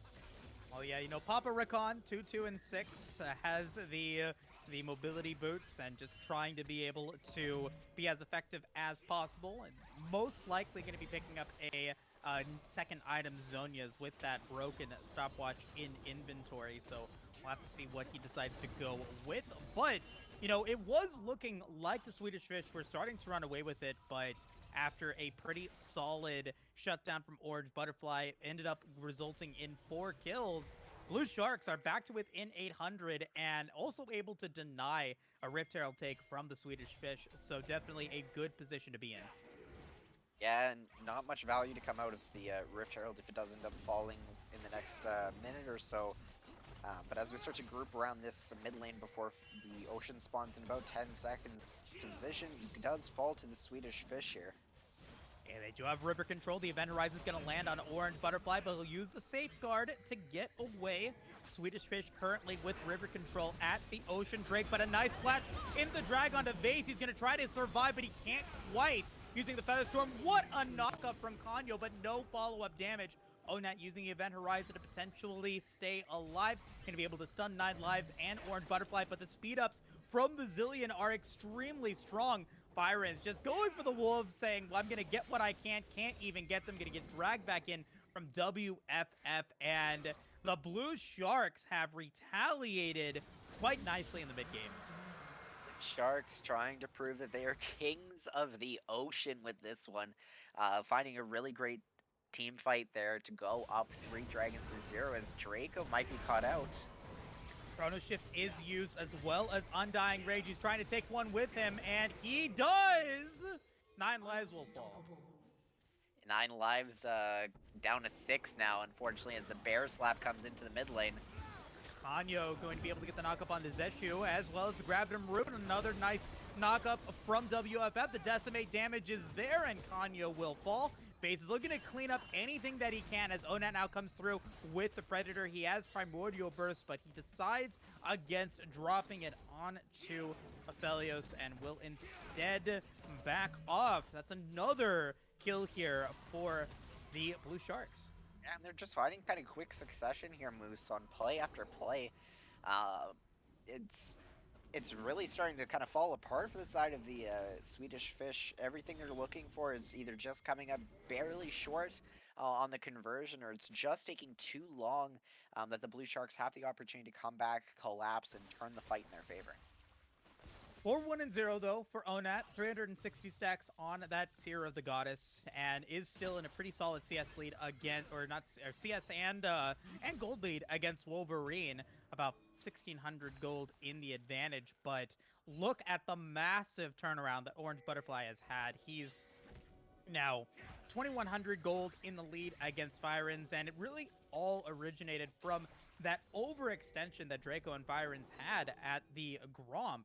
And Orange Butterfly 9 lives and WFF were able to turn around, and from that point the Swedish Fish have never been on good footing, and they continue to get harassed by these Blue Sharks. And with the Baron now up and the gold lead in favor of the Blue Sharks, things are definitely looking good.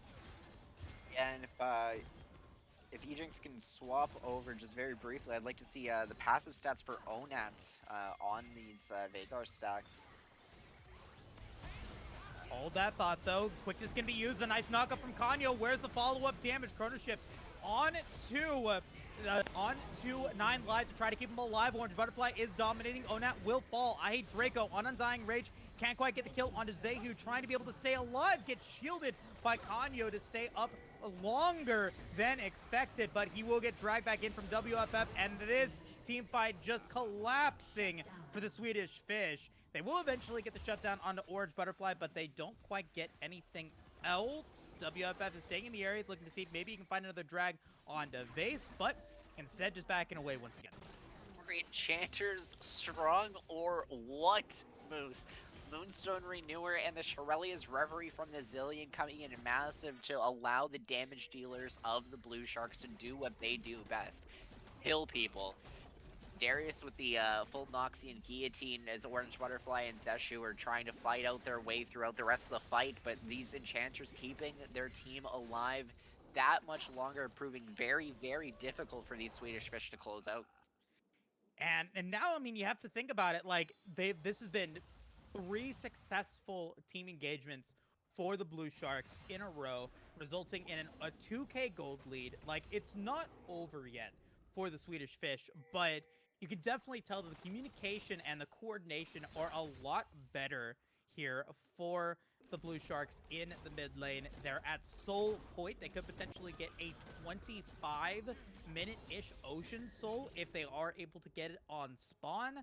Like, there are win conditions for the Blue Sharks that weren't imagined earlier on in the game.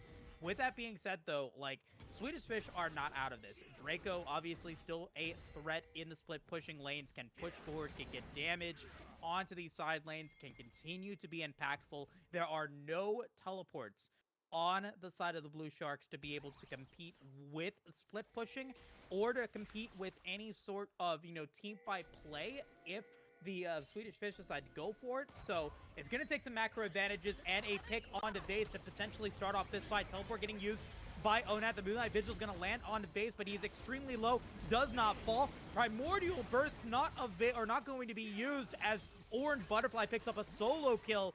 I'm sorry, not Orange Butterfly. WFF picking up a kill against I Hate Draco.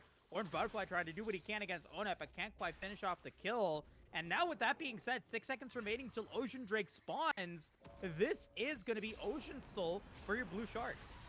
Yeah, and it's starting to fall apart very, very quickly for the side of the Swedish Fish here.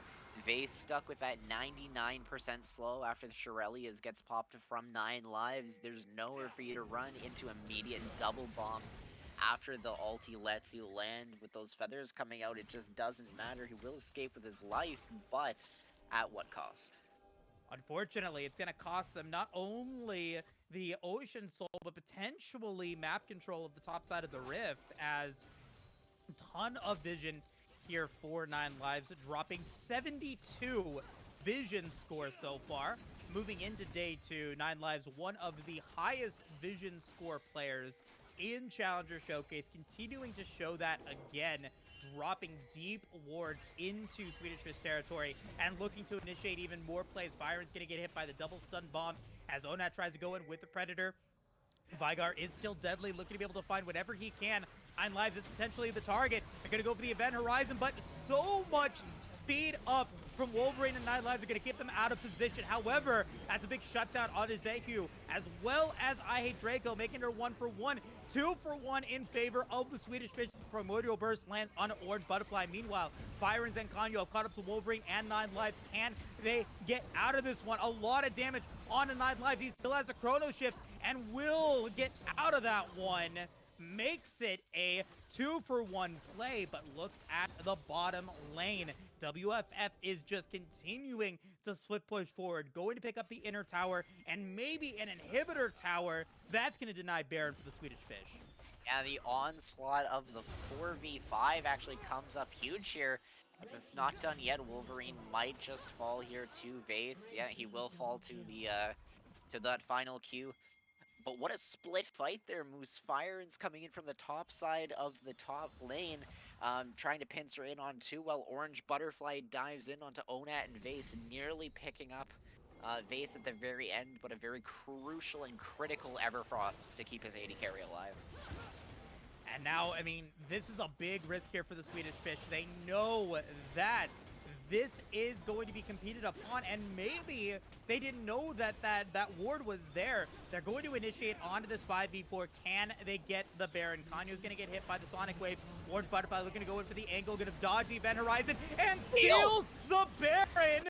That is massive! He will fall, but takes one along the way, and Baron goes over to the Blue Sharks. Meanwhile, WFF is continuing to keep the split push going. 9 Lives and Zeshu are looking to be able to deny backs from 3 members of the Swedish Fish. Only Onat is there to defend the Nexus. WFF is going to deny the Event Horizon, going to pick up the Rampage, and are looking to finish the job. Kanyo, with the quickness, is looking to be able to stop and get the kill on his Zeshu, but the Chrono Shift is there. Vase will fall, and that's going to be game. WFF is going to take the Nexus and will give the Blue Sharks a dominant but very exciting Game 2 win. Oh my god, Moose, what did we just witness? We see the steal from Orange Butterfly to try and prevent the Baron from going down. He's just gonna stall out. This is A little bit of BM. A lot of BM. Try to get pad those CS stats, but hey, he's gonna take it and does end up giving the BM there. While I don't like the BM, I appreciate the split pushing power of the Darius, and your Blue Sharks are the victors for Game 2.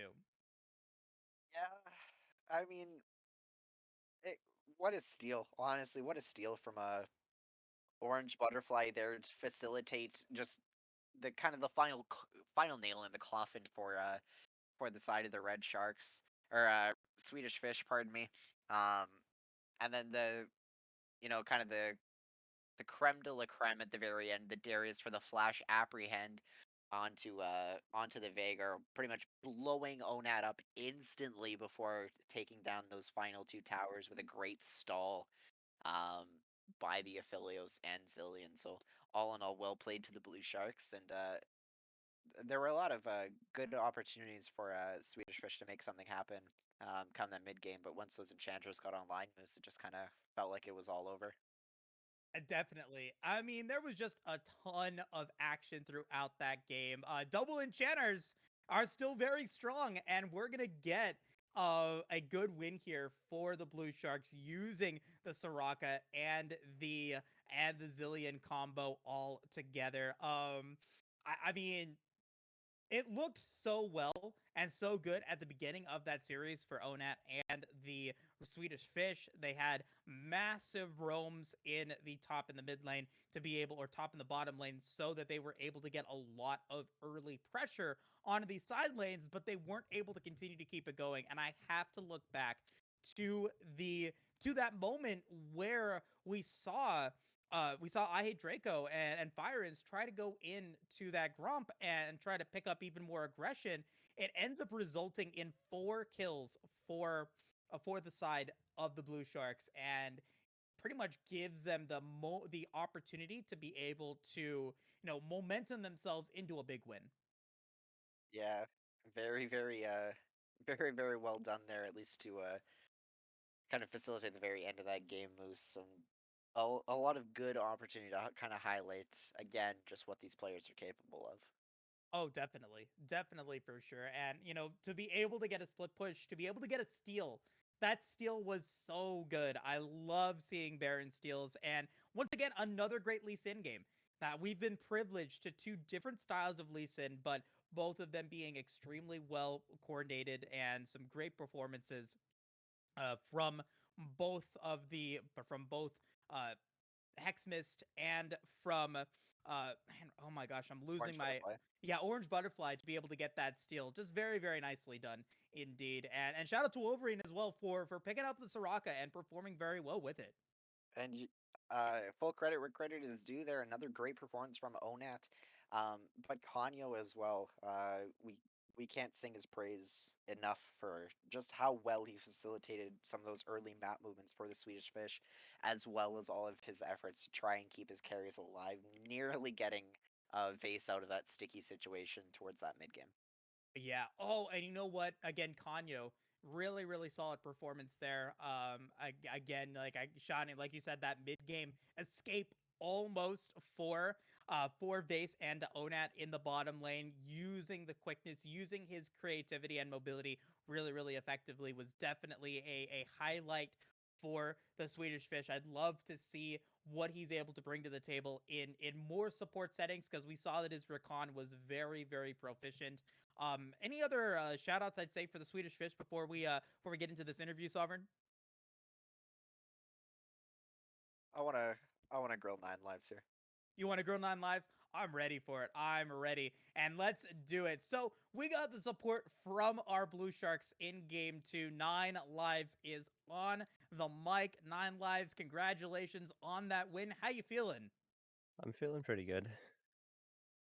Awesome. And yeah, great game, great win.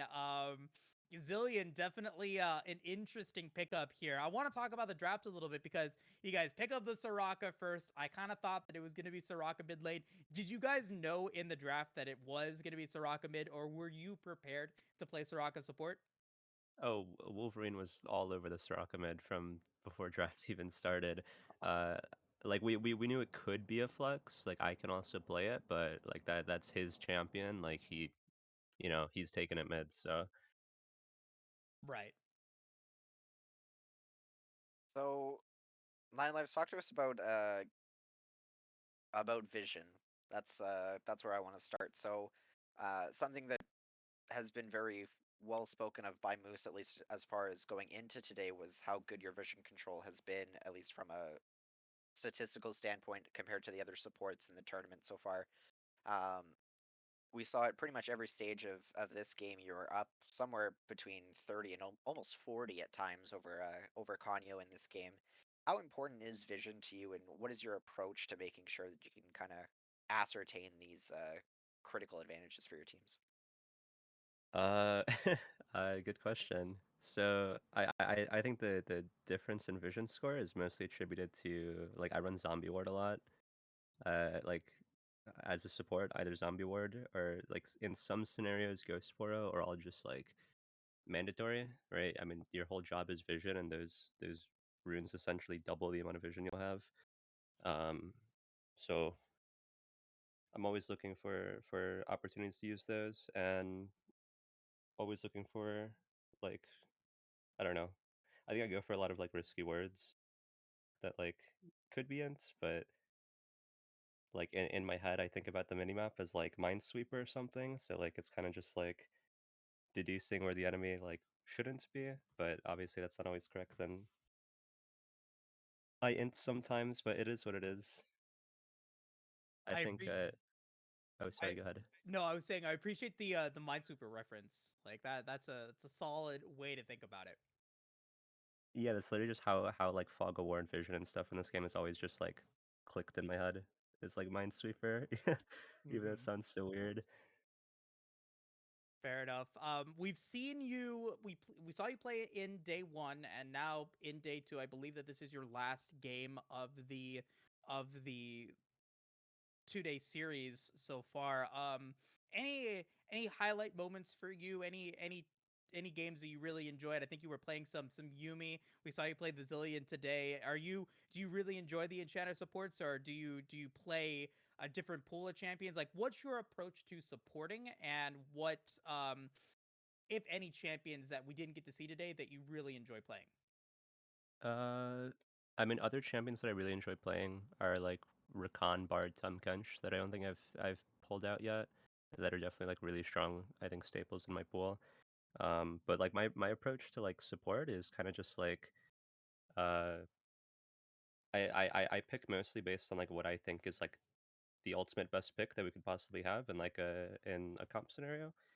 And I don't put like too much importance on like uh I don't know, things like frontline, I guess. I feel like there's like better tools than just like having a Nautilus like meat shield for you, right? Like I think, a zillion point and click route, for example, because the slow gets so high, is like just as valuable.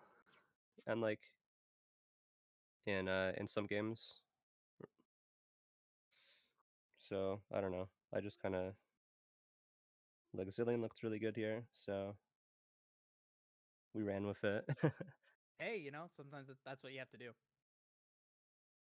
So Nine Lives, I want to talk a little bit about kind of what your ambitions are, at least going forward. Do you have any hopes as a result of having played in the Challenger Showcase here? Is there any player out there that you kind of model your style after, or anyone you take a lot of influence from, at least as far as your gameplay goes? Uh, okay, as bad as this might sound, not really. Um, I don't think I really like model my play after like any one specific player. I kind of just um I just kind of like play the game and like the way the best way I think is like to be played.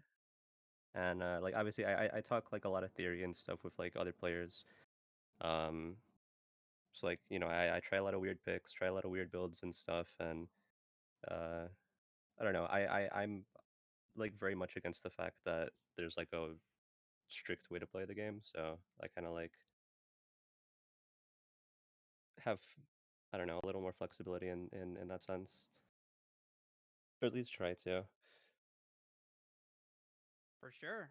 And I have to say, like, being able to talk with you just for a little bit, you seem very composed. You seem like you definitely like, take time to think about not just the game, but kind of how you approach scenarios and all of that fun stuff. And I think that that's a great quality to have, a little bit more patience, a little bit more restraint, and to be able to have that opportunity to think about what your responses are going to be, and it kind of definitely shows in your play style as well. And so really appreciate you being able to come out here and talk to us. Any shout outs or any further comments that you want to give us here today? No further comments, but I'll shout out my my C-Lil team. We just got knocked out of our conference, so uh, we're a bit sad about that, but we had a good run. So shout out to the Ottawa squad. Mm-hmm. Oh, so CLAW, collegiate. You play for university college. Yeah, yeah. I play for Ottawa. Oh, okay, awesome, awesome. I love to hear it. That's great. I love seeing collegiate teams, collegiate orgs, and all that fun stuff, and seeing collegiate players here in this Challenger Showcase. It's definitely really awesome. So yeah, again, congratulations on your success. I hope you as well as your org or whoever else you're associated with got a lot out of Summoner Showcase or Challenger Showcase today, and hope to see what you're able to do in the future. Yeah, absolutely. Appreciate it. All right. Yeah. With that being said, Sovereign, I mean, that's two games out of three out of the way. This game was definitely a banger. Like, I would say really, really fun to be able to get that back and forth, and to be able to get the turnaround, to get that split pushing victory from the Darius was definitely a ton of fun to watch. Yeah, it was almost like a bit of a revolving door there, Moose. You know, you start to go one way, and just as you think it's heading the direction you're planning, someone else comes in the opposite way, and you're spinning right back to the other side. So, definitely a good effort from both sides, our Blue Sharks and our Swedish Fish. But I think that that will wrap it up for game two. Uh, looking at a short break here.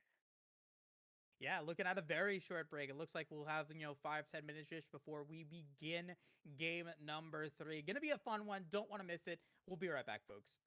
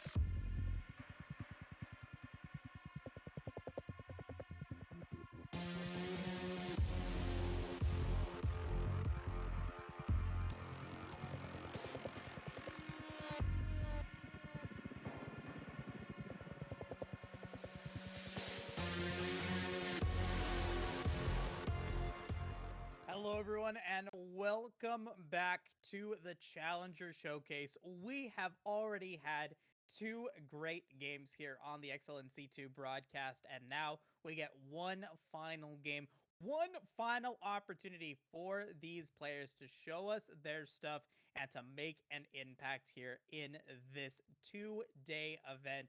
My name is Moose, and I'm joined here by Sovereign. I mean, it's been a ton of fun so far.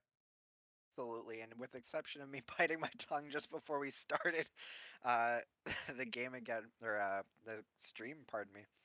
Um, I had a lot of hype for coming into this game. I still have a lot of hype. We've got some returning faces from last game, even Mhm. a returning face from game one on this stream this evening. So, uh, Moose, I think this game is going to be pretty exciting. This is our final opportunity to see what these players have to prove, at least going into potential opportunities after this showcase ends. So I'm really excited to see what we've got in a final banger. Yeah, and speaking of those players that we're going to be seeing once again, we got WFF 010. I mean, carried the Blue Sharks into a side lane victory after the Baron steal from Orange Butterfly in game two. Gonna be playing again in the top lane now up against Mob Sayab, who we saw play that Camille very, very well in game one of our series. Looking for one of these two top laners to be able to get one final victory in this or in today's games. Also, we get to see Vase playing as that Zaya in game two. Now going to be switching sides. Now going to be with WFF in game three, along with a new support in Tyson 1. But looking at the other side of the bot lane, Zeshu as the Aphelios now going to be up against, or going to be with 9 lives once again in game three, this time over on the red side. Yeah, and I'm very excited at least to see kind of how these two junglers that we haven't seen yet, as well as these two mid laners that we haven't seen yet tonight, at least on this stream, kind of showcase both Zooter and uh, I don't know if this should be right Rice or white rice, but for simplistic, I'm just gonna say rice. Um, at least to start off, and then we've got Juke Jouster and pardon me, Delights as the other kind of part of these 2v2 matchups. So Mhm. four players that haven't been seen by us at least this evening, but yeah, we'll see what happens. For sure. I mean, it's very it's tough. When you pick a name like Delight, you have to just continue to go out for that last letter. And I'm actually quite surprised that after only 4 S's, Delights is still an available name for him. So pretty cool to see.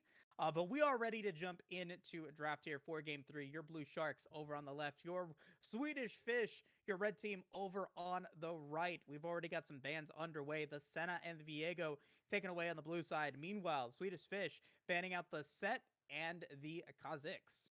Yeah, both two very prominent bans from the last game. The Senna taken away from 9 lives, as well as the Set taken away from WFF. So uh, both games getting these respect bans for two of their most highly prized champions, set by a mile for WFF, Senna by a slight margin, at least for 9 lives. But as we kind of finish out these bans here, Zeri, the final ban for the Blue Sharks, Zillion taken away by the Swedish Fish. Yeah, 9 lives, I think, playing the Zillion pretty well in game two. Not going to be available, actually banning it out. So, not going to be seeing that again here for game three. And a champion that has been consistently banned out in this 2-day showcase has been the Hecarim. And it will now be available here in game three. Thoughts on just Hecarim as a champion and why it's so dang good? A lot of versatility to Hecarim's build path. I mean, you've got the um, Phase Rush or the Conqueror, at least, is your two most common runes right now. You can go the tankier, kind of turbo chem tank build. You can run Divine Sunderer. Some people actually opting for Triforce in some of these games. So just a lot of versatility depending on how the game state is going, whether you want to snowball based on an early lead, if you kind of fall behind and you're forced to be this more frontline oriented CC bot, so to speak, with the devastating charge into Onslaught of Shadows. Just a very strong pick overall. Swedish Fish are going to lock in the Volibear and the Jinx here, Moose. two very strong picks as well. Exactly. And with that being said, Volibear, another early game champion that can put in a lot of power and develop quite nicely into the mid game. But, Vase played up against the Aphelios in game 2 and is now going to be picking it up for themselves in game 3, pairing it with the Yumi. It's a little bit worrisome when you have an Aphelios Yumi in the bottom lane, just because I feel like you're so weak in the early game. You're going to be pretty susceptible to early game ganks. And I mean, Hecarim likes to be able to be impactful as early as level 3, and I don't really expect that being available to him in the bottom lane. Yeah, this does speak to a little bit of opportunity, at least for Tyson as well, to kind of pair up with Zooter for this Hecarim. If Hecarim can get rolling early, pretty much anywhere. If Ace falls behind and just doesn't have the opportunity to scale or find any kind of damage ramp up, Yumi being able to pair up on just about anybody, be the parasite that she is, and facilitate them as much as possible. She's not a parasite. She's a cuddly kitty. She's great. Um but yeah, definitely being able to link in and definitely still going to be, I think, pretty impactful. Tom Kench going to be locked in. If you guys were here a little while ago, Nine Lives was interviewing saying that this is another one of those support champions that he can play and going to potentially be available for him here in game 3. Yeah, Tom Kench has a lot of opportunity to make things happen, especially into this bot side. Affiliates with no gap closers. If he's able to kind of hide in these bot lane bushes, get that jump with the Abyssal Voyage, to jump and get that initial knock up, there's not a lot of opportunity for counterplay, at least with the Yumi. It's still attached. We'll try and use that bop and block shield as much as possible to keep a little bit of safety into this Aphelios, but it's going to be very hard for them to try and get this Tom Kench off if they get knocked up. And that's, I think, going to be really impactful here. I'm liking the first picks from the Swedish Fish. Rhett Weiss is going to be able to try to be able to use, I think, the early power of the Volibear really effectively with the TK. And if you land a route, if you follow up CC with more CC, either from the TK or the Jinx, Volibear, Rhett Weiss is going to have a pretty strong position, I think, here in game 3 to be impactful in the bottom lane up against that Aphelios Yumi. So interested to see what they decide to ban out against it as well. Aatrox not going to be available for WFF, as it looks like the Silas is hovered here and not going to be available for Delights. Malphite is the final Swedish Fish ban. Going through that, denying some of these high impact top laners, could potentially be going towards another Trendemir angle. Yeah, absolutely, and giving kind of mid lane the counter pick here, at least for the side of Delights, could prove to be very, very critical, at least to kind of close out a very solid draft for the side of Swedish Fish. Now we did see that if it is the Trendemir, WFF is more than happy to kind of pick the Darius into that. We don't see Darius hitting the ban table, at least for Hey, this draft. Pardon me. no, you're good.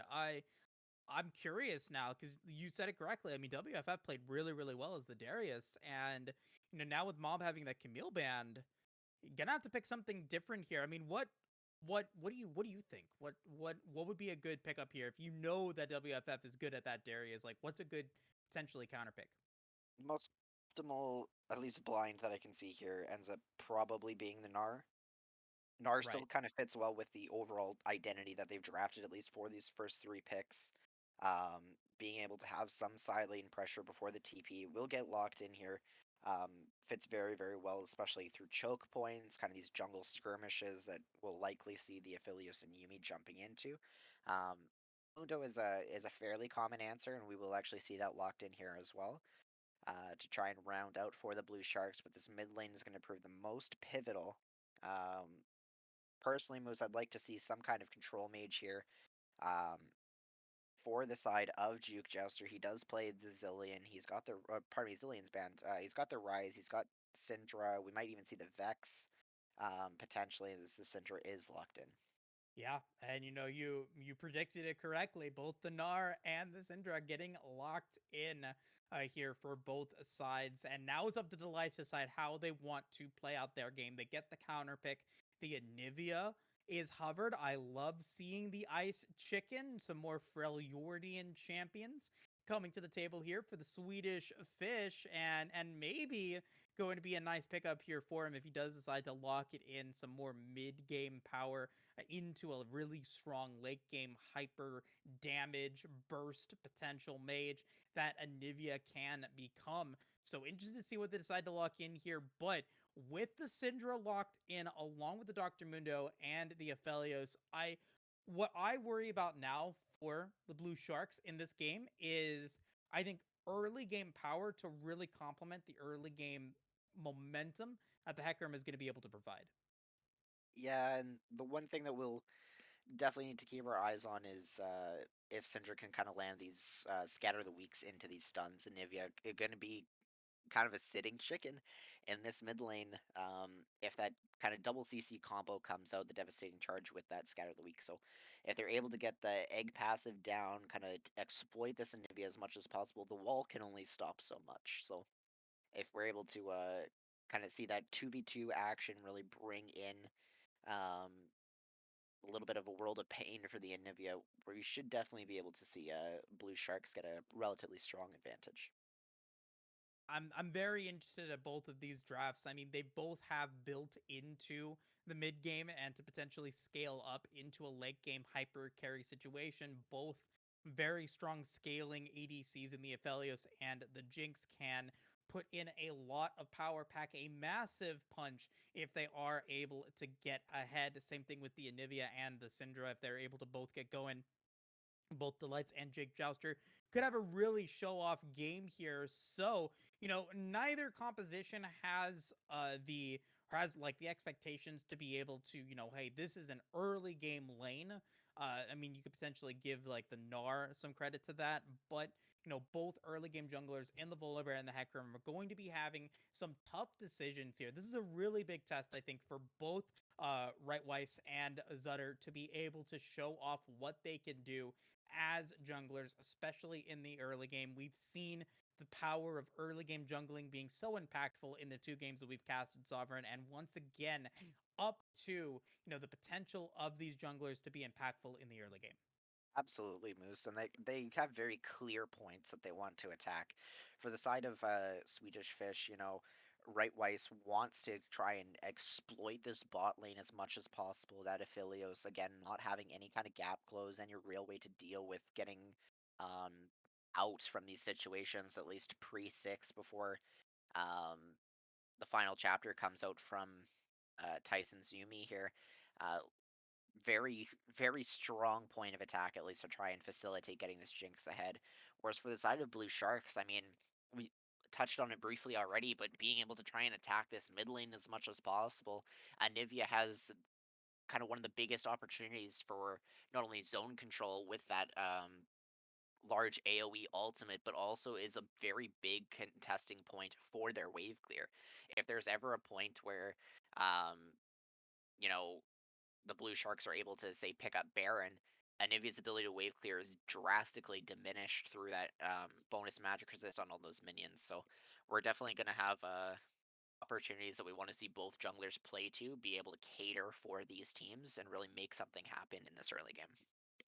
And we're going to be able to potentially get to see that happen here. I'm very excited to see how both of these teams and both of these and this game is going to be played out. I'm definitely expecting a banger of a series and a game here from both squads. And of course, if you guys are interested in some of the other games that are going to be able to be spectated here for this last match of the Challenger Showcase. XLNC 1 going to be available to you guys, as well as the Team Ambition broadcast, along with Nameless Org as well. So, a ton of great casters and producers throughout this entire bracket, this entire series of games, along with, the close to 40 players that were able to be showcased throughout it. It's been a ton of fun to be able to watch and to be able to cast so far, but we are not done yet. We are in the spectator delay, and as you guys know, once we get out of the spectator delay, we can begin the match. Game number 3 here in day 2 of the Challenger Showcase is about to begin. We'll be right back.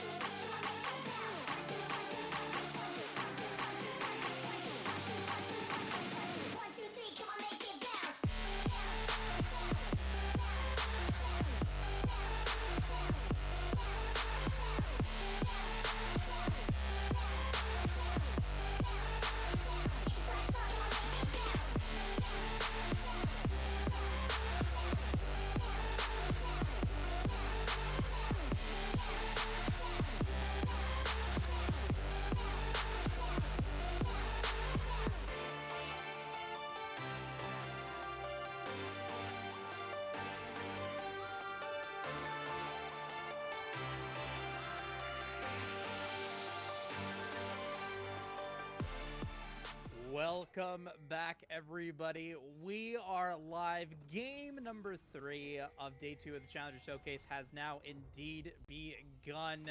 And I have to say, Sovereign, we get the best skin in League of Legends. Corporate Mundo is on the Rift for this final game of the day. Mundo stonks are rising with this skin. I love it so much. I don't know if anyone's had the opportunity to go through one of those highlight videos from a skin spotlight for Corporate Mundo specifically, but some of his interactions with different champions are just absolutely hilarious, Moose. And it's gonna be hilarious to see what he's gonna be able to do up against Mob Syab. He's going in for the speedy boy as the ghost teleport Mundo. No flash on either top or jungle here for the Blue Sharks. A ghost picked up by Zutter is pretty common, I would say, along with the Phage Rush, going to be able to be one speedy boy in the jungle. Hopefully getting that Cloud Soul as well to be able to just be super impactful throughout the Rift, as we potentially get to see a late play, maybe a late invade coming in from the Swedish Fish.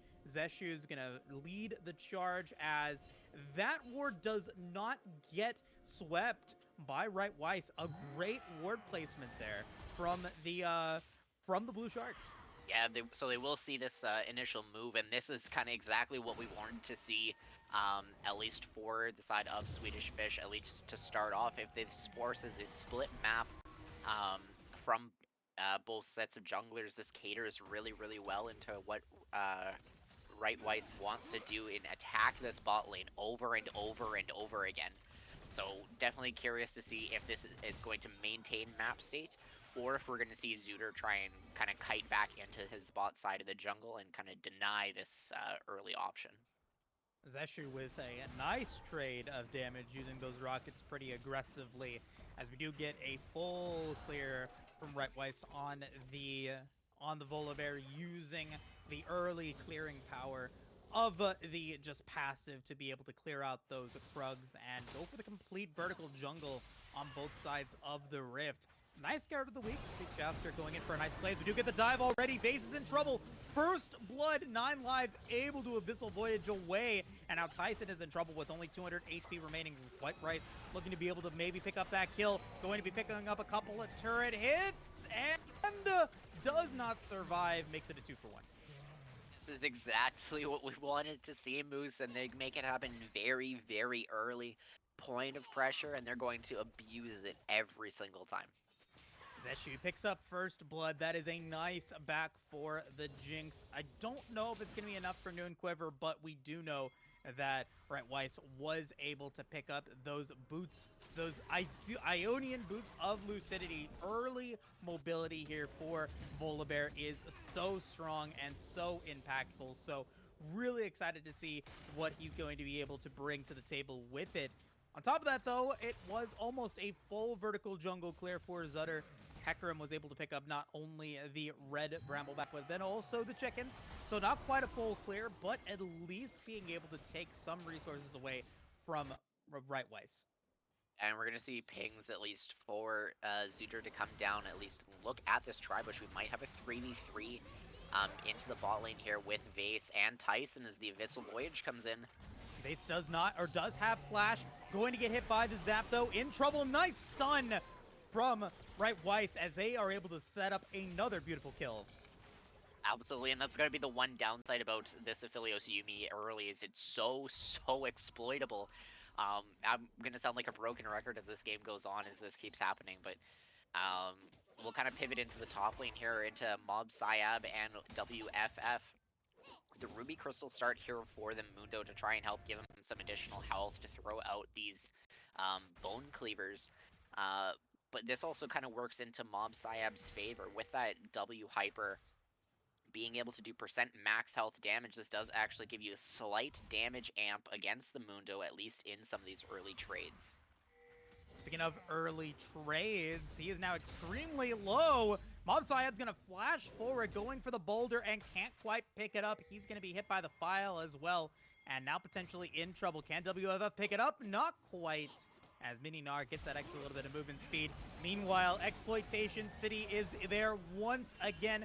Vase and Tyson with no flashes, looking to be able to pick up a kill against Zeshu, flashing away from the brush, looking to be able to get away from Vase. Can they do so? Nope. Tyson's going to pick up a shutdown, but it's still a 1-for-1 so far. 9 lives picks up that kill against Vase. And now another one going to go in up against Tyson. Who's going to pick it up? It's Right Weiss. Now 2-1 and 3. I mean, do I even need to say it? Nope. Yeah, I think it speaks for itself. Let's talk about something else. We're going to see a Raptor steal here from Zetter. Kind of coming back right on this camp spawn, but Dragon started here by Right Weiss. That's such a hard name. I'm sorry. I've messed it up a couple of times already. I'm probably going to do it again. Just to play on words here. And like, say it fast 5 times. I can't do it. There's just no way. There's no way. But there is a way that we do get to see that Cloud Soul. We could potentially see it as the Infernal is going to be the Drake for the second of the game. But the first one picked up pretty easily here from the Swedish Fish. Yeah, and if kind of push comes to shove, oh, yeah, it's a slaughter. Right. It's another death. Zeshu's getting excited. We have decided that Vase is no longer allowed to play the game. Nope. Nope. It's kind of sad to watch. 9 lives not even needed. He's just gonna roam up. And now 4-1 and 2. I mean, Zeshu can just 2v1 this lane. And that's just so rough when you're playing as the Aphelios Yumi. Mobsayab is going to be able to use a nice use of the jump to get away from the damage from the devastating charge. Now looking to be able to get away. Can't quite. Stonks are up for WFF. He picks up his first kill. That's cash in the coffer for Mundo. They're getting 300 on that big one. Good assistance from Zooter to kind of block off that hop that Mob Sayab looked for, timing it very, very well to cancel that animation and keep the Gnar in range. So it's a bit of, this vertical play continuing here. Zutter controlling the top side of the rift, but now maybe Juke Jouster's in trouble, having to flash away from the stun from Right Weiss. Not quite able to pick up the CC, and so good Summoner Spell use there. Meanwhile, though, very little mana on Delights, looking to be able to back away with 69 stacks on that tier of the Goddess. Nice. Other than that, though, maybe another play here against Vase and Zeshu, who have just not had a good game. Now maybe looking to be able to go in for a 2v3. Zap's not going to land. Neither can 9 lives as Q, as we get a little bit of damage onto the Tom Kench. Invisible Voyage is still available. Devastating Charge going to come in, and 9 lives is going to be the potential target here using that Gray Help. Ooh. Nice use of the Onslaught of Shadows. Yeah, last second before 9 lives is able to kind of make it over the wall with that Abyssal Voyage. Onslaught of Shadows to cancel the animation. Both junglers really taking a liking to stopping these kind of escape opportunities from the enemy team. So very good use, good callouts from both sides, at least to try and counter those escapes otherwise. And now, like, we finally get some gold on the board here for Vase and Tyson. They're 3-7 at the moment. It's still 1,000 gold dip for Zeshu here as they continue to try to find it. Hold that thought, though. Rightwise going in for the Stormbringer. What damage! As we get the full combo from Delights, picking up a kill. Yeah, that is not a Care Bear Moose. That is an angry bear, and he is going to kill you every single time, flashing over the wall right into the Forge Guard, pardon me, into the Volibear to dismantle that tower, render it unavailable to kind of trade back any form of DPS and get away with that kill relatively unscathed. Yeah, very nicely done, though. Going to kind of stabilize the lane here for Delights. He was a little bit behind in CS, but with that 300 gold, he's now back to basically even, a slight lead in gold as well. But, I mean, with that being said, you do stop a little bit of the potential win condition here for the Blue Sharks. They want to get to the late game to be able to be very impactful with a super fed Syndra and Aphelios, and so far that hasn't quite been the case. 1-4-2 on base, not the stat line that you want, but you have gotten past the awkward stage. As we get another potential play here on to Zetter, trying to be able to pick up the Scuttle Crab and not going to be able to get it. Right Weiss does not have Stormbringer, but they will find a nice crystalline wall onto Jake Jouster, who's trying to get away from Delights. Will be able to. As the play now continues, Scuttle Crab has been the target, and they're looking to be able to pick it up. WFF moving forward, trying to be able to potentially give some harassment in, and is now in trouble himself, looking to drop the ultimate, using maximum dosage to survive, but not quite enough. 9 lives, second kill secured. Yeah, the lick from the bush gonna find that one at the very tail end as they try and transition this into the Rift Herald. Very good job from oh, he's gotta fight in the bot lane here. Zooter gonna pick up that one onto Mob Syab as he trades the kill back onto Vase. I was gonna say, alright, we're gonna TP too. Yeah, we're going to TP. We're going to just try to keep control of the bottom lane here so Delights will be able to go down. But, you know, that is a nice kill there. At least being able to get one onto Zutter, who's been pretty impactful throughout all the lanes.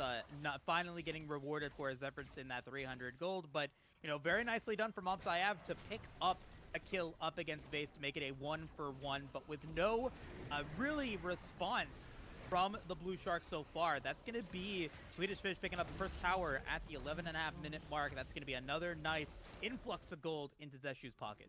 Yeah, very quick call out that I want to say is 9 lives Abyssal Voyage out will actually give majority of that plate gold over into the pocket of Zeshu. Does allow him to pick up the full Kraken Slayer as well as a Zeal on that completed back. So very good optimization of gold to maintain the presence that this hyper carry has, at least scaling up into this mid game here at the 12-minute mark. Very, very far ahead of Vase's Aphelios. Hey, you know what, Sovereign? Support lives matter. 9 lives, you know, really selfless. He could have taken that gold. 9 lives matter. 9 lives matter? Exactly. Exactly. 9 lives matter, and one of them isn't Tom Kench. Everyone else matters. As we get another dragon take, and call me Nostradamus or something, because the Cloud Soul is going to be the take here, the Soul and the Rift here for Game 3. Zeshu's using that movement speed actually to get away in this fight as Super Mega Death Rocket goes between Zutter and Vase. Not quite a kill there, but it is 2 dragons for the Swedish Fish. Yeah, that one's good for a goal, but not enough to pick up the 300 gold. As Vase is going to try and kite this one out here, it does actually fall to 9 lives as well. The "it's okay" emote going to come through as well from Right Weiss. Yeah, I mean, not the funnest game for Vase, and I think, like, you have to expect that when you're playing a Yuumi Aphelios bot lane. Like, I think that he was playing just very far forward, very aggressive, and got punished for it, and now doesn't get to play the game. 1-6-3, Berserker's Greaves, not quite having a good time. Tyson, though, does have 2 kills and has that Moonstone Renewer, so will be able to be pretty impactful for Zutter or even for Jukzaster to be able to give them some extra damage. But the fact that you are now so far behind in gold and experience, like Base is level 8, I think not even halfway through the experience bar. Zeshu level 9 is feeling pretty confident. I'm a little worried that it's going to take a little bit too long for Vase to come fully online. Yeah, and it's a bit of a worry too, right? Because it's not the easiest place for Vase to be in, to try and scale up. He can't go bot lane. That's where we've pivoted both top laners. You can't go top lane. A long lane with no tower means you have nothing to fall back to. And he's constantly getting exploited in this mid lane just through kind of an over-aggressive positioning, being up too far when he really can't be. All right, the target is going to be 9 lives as he goes in for the gray health. Can he get out? He cannot. Going to be Zutter picking up this second kill and a shutdown on a 9 lives. Unfortunately, though, no neutral objectives available to take and not going to be the most effective power play. No, not at all. And he's going to step up again, and I worry this is going to be another kill over into the side of Right Weiss. He's going to look for it. Oh no, Right Weiss gonna get the stun, gonna try to go for the Stormbringer, a lot of damage. Super Mega Death Rocket does not hit Vase, and now flashing away, Right Weiss is barely able to get out of Jake Juster's damage and will be able to survive, but a nice defense coming through from the Blue Sharks. Identifying what the play is likely to go when time and time again, it's the constant kind of textbook call out over and over from the side of Right Weiss to try and look for this Aphelios over and over again. So good look from Zutter and Tyson to kind of turn around immediately after seeing the collapse from the top side of the map into that mid lane to bail out their AD carry and keep them alive. And I gotta apologize to Juke Jouster for my blindness. Apparently, I can't differentiate between my U's and my A's. It's Juke Jouster, not Jake Jouster. I mean that sounds like a Spider-Man name. Peter Parker, Miles Morales, Jake Jouster. You know, but no, it's Juke Jouster for the Syndra here. 0-1-1 is in a decent CS advantage. Does have the Luden's Tempest to be able to get that extra little bit of damage and starting to come online here. Gonna be able to get away from Bright Weiss, but other than that, minute 14 remaining until the dragon spawns. You got about 4 minutes until Baron, so maybe looking to go for an early play here if you are the Blue Sharks. You're a little bit behind in gold, but not out of this game, just in an awkward position. Now, if he was in Spider-Man, would he be a villain dressed as a knight, or would he be like Juke J. Jonah Jouster Jameson? Oh, I didn't even think about that way. I like that. I like that. Hey, someone knows his Spider-Man knowledge. Bring me pictures of Anivia. Yes, yes. I want them now. No futures market for you. You can't get paid early. All right, if we got any Spider-Man fans in Twitch chat, let's get the pictures of Anivia going in Twitch chat. I want them now. Hashtag JJJJ win or hashtag Swedish Fish win. And hashtag onslaught as Shadows crystal line wall is gonna keep Zutter on the wrong side of that fight. Delights will pick up one. That's gonna be mob set for another, and it's a slaughter for the Swedish Fish. What an amazing crystalline wall.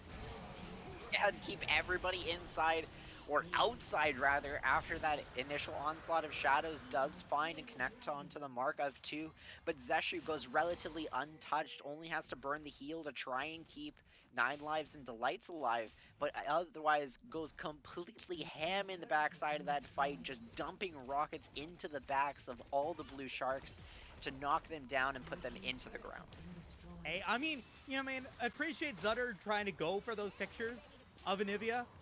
Trying to make that happen. He went for it. He full gumption, full gusto. Had the kitty with him, had Tyson to be able to give him some protection, but I mean, beautiful, beautiful, absolutely beautiful. Zeshu's now with a triple kill, going to be able to pick up a Phantom Dancer, 2 items, sub 20 minutes is extremely strong, and with that massive ace for the Swedish Fish, the Blue Sharks now have bounties on them and also have to deal with potentially a Cloud Soul point at around 23 minutes. Now, one thing that we are seeing here as well here, Moose, is the Anathema's chains picked up by WFF and put onto Mob Syab to try and limit the amount of congestion that he can actually do into this side lane push. Now, I don't know if WFF is running Demolish here, but does actually give him another viability point onto this split push to try and take some of these towers down, just as he did in the previous game. And at the moment, you know, a minute remaining before Baron is up. A lot of the Swedish Fish are posturing to go towards that Rift Herald very late.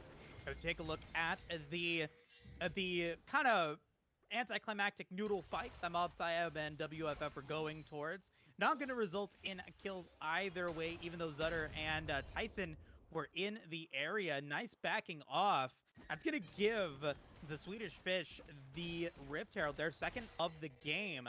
Meanwhile, Objective Bounty was claimed by WFF on the Mundo. Bottom lane at Tier 1 tower is going to be picked up.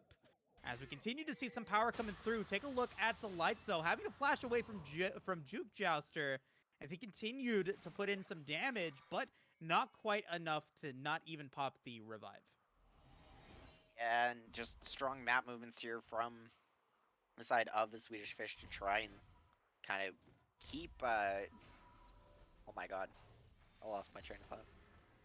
Where is it? Where is it? Shark Boy! Bring me Uh, back my train of thought! oh, I don't know. It's gone. Anyway, Delight's gonna take the recall. Uh, that's all I got. Uh-oh, uh-oh. Caught under a Genjutsu, Sovereign has. Please, we gotta get you out of it. Losing his train of thought is no good. Just don't lose your marbles. I Just need that. pictures of Anivia. I need them now! There we go. Back to center. We've returned back to form. There we go. Perfect. All right. Where are we at right now? We're at 1,000 gold lead for Delights as the Anivia, 2-0 and 3. A 1,300 gold lead for Right Weiss as the Volibear. Very strong performance from him so far. 2-1 and 13 has almost 100% kill participation, as well as 12 out of 16 kill participation for Zeshu as the Jinx. 7-1 and 5. 600 gold bounty after that triple kill that he had at that last dragon fight. And at the moment, both teams, I think, content with waiting until the next big neutral objective fight. That is the Cloud Drake, potentially Soul for the Swedish Fish in a minute 18. I do want to see the Swedish Fish take a kind of an immediate back here to try and stock up on some pink wards. We do see open slots, at least for the side of Zeshu, with a couple in inventory for the rest, but fighting for the top side. Yeah, Delight's getting caught out, gonna get shut down. It's also forcing a teleport out of Mob Siab. They're worried that potentially the Blue Sharks are gonna be going for a Baron play here, but instead, teleport gets wasted for Mob Siab, and Delights is down for another 30 seconds. Yeah, a little premature on that TP there. WFF will start to build up this wave.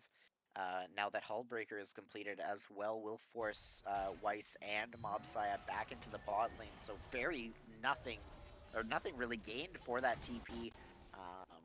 Very unfortunate, at least for Mob Siab onto that one. But as the dragon does spawn in 20 seconds, we do see a little bit of a collapse here onto this objective for this soul point here, Moose.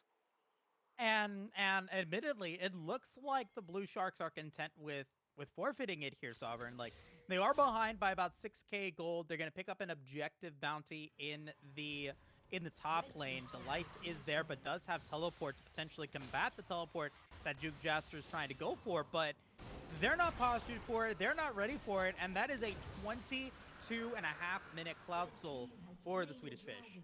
And really unfortunate too, at least for the side of the Blue Sharks, because you just don't have the damage anywhere to try and force a trade onto the Baron. Not only do you not cut through it fast enough, but the comp as a whole just doesn't have the opportunity to really shred the resistances of this Baron. 13,000 health on that one to try and cut through, and with Anivia having caught up that top wave and being able to kind of burn through the pit damage, just not enough for anything to really happen there. Okay, that's a lot of movement speed for Right Weiss, but he won't be able to get away after he picks up a kill. Beautiful scatter of the week from Juke Jouster as they look to be able to continue to keep it going. Great Devour from 9 lives. Can keep the lights alive for the time being, using a lot of shield power there. Mob Siab looking to get the stun on to WFF, and now Zeshu is dominating. Abyssal Void's going to be used, going to try to pick up some damage against Juke Jouster, but can't quite land the CC. So all in all, big shutdown onto Right Weiss, but going to be a good play here for the Swedish Fish. Yeah, my worry here, at least for the side of Blue Sharks, is that you're going to be forced into a position where WFF on this Mundo is going to have to just sit in the side lane. Like, he really doesn't have the opportunity to group up anymore. You can try with the Masochism to stay relatively healthy inside these fights, but then you lose the value of the Hullbreaker. You have the last chapter to try and deal with the initial engage from the Volibear hero from Weiss, but if Mob Siab is forced to kind of meet this Mundo in the side lane, and you're forced into the 4v4, you've got Scatter the Weak, you've got Lost Chapter to try and dissuade these engages. If you can buy time for WFF to get you some kind of objective bounty in one of these side lanes, that's really your only point of contention, at least ahead of this Baron. And that's something that I want to see from these players, to really be keeping a track of when and where the summoner spells are available, because, you know, Mob Siab does not have teleport for another 45 seconds. If they see that he is grouped or is in the bottom lane, that is potentially a 4v5 that the Blue Sharks can have. Mob Siab doesn't have teleport, so he has to stay with the rest of the squad. And so WFF is able to go in for that split push, but it's actually going to work out into a Baron take for the Swedish Fish, not contested by the Blue Sharks. Was that just taken, or was that a decision? I don't know. I don't know, but that looks like a mystery that we might want to consult Nancy Drew for, because that was just, that was questionable. I don't know if they just had no idea that that was happening, or if they really just decided that they can't do anything about it. But this is where it's going to get very, very difficult for the Blue Sharks. Their backs are kind of against the wall in this instance as we see the initial engage. Onslaught of Shadows not going to land a lot of damage onto Delight's. Going to be able to flash away and now looking to be able to drop the damage. Zeshu's coming in as the cavalry. A beautiful flank from this Jinx is able to get it in. What a massive gnarled! Oh my god, it's beautiful. And another slaughter. The Swedish Fish are looking for their second ace of the game. WFF is too healthy though and should be able to survive, but it's not going to matter. The rest of the Swedish Fish are coming through. They actually are able to catch up to WFF. It's the ace, and in 26 minutes, a near precision accurate game for the Swedish Fish is going to result in their Game 3 victory. Maybe Corporate Mundo, but he can't contest the weight of the wallets of the Swedish Fish. They are the true wolves of Wall Street as they will take this game. The 11,000 gold lead, they'll throw their wallets at them and they'll take the Nexus down. Nicely done. Wow, what a great game from the Swedish Fish. I mean, from the very beginning, it was, let's just bully this bottom lane. Vase and Tyson didn't get to play the game for the first 10 minutes of this battle, and they end up, giving Zeshu a beautiful early game that was able to amount to 2 completed items before 18 minutes and never was able to get off of that. Great triple kill in that kind of river area before the third dragon. Everything just working out for the Swedish Fish. Yeah, and you know what? It's the day 2 red side diff, I guess. But but no, in all honesty, it was really well played by the side of the Swedish Fish to really exploit everything. I think Right Weiss had a great opportunity to kind of tackle where he wanted to go into this game, took the correct decisions early, found those opportunities, and really just pushed pedal to the metal every single time. I mean, it goes to show that he is, 21 out of 23 co-participation. As a Volibear, as a jungle player myself, like, you're expected to be very impactful early on in the game, and he was, from the very beginning, impactful. 4, 2, and 17 is just quite a phenomenal round. Really, really nicely done, and able to put in a lot of work for the Swedish Fish in general. Really, really solid performance. Zeshu, like I said, really strong as well. 11, 1, and 7, and 9 lives. Well, 3, 2, and 13 had some great devours, was able to protect his carries, and once again, having a great support game here on this channel.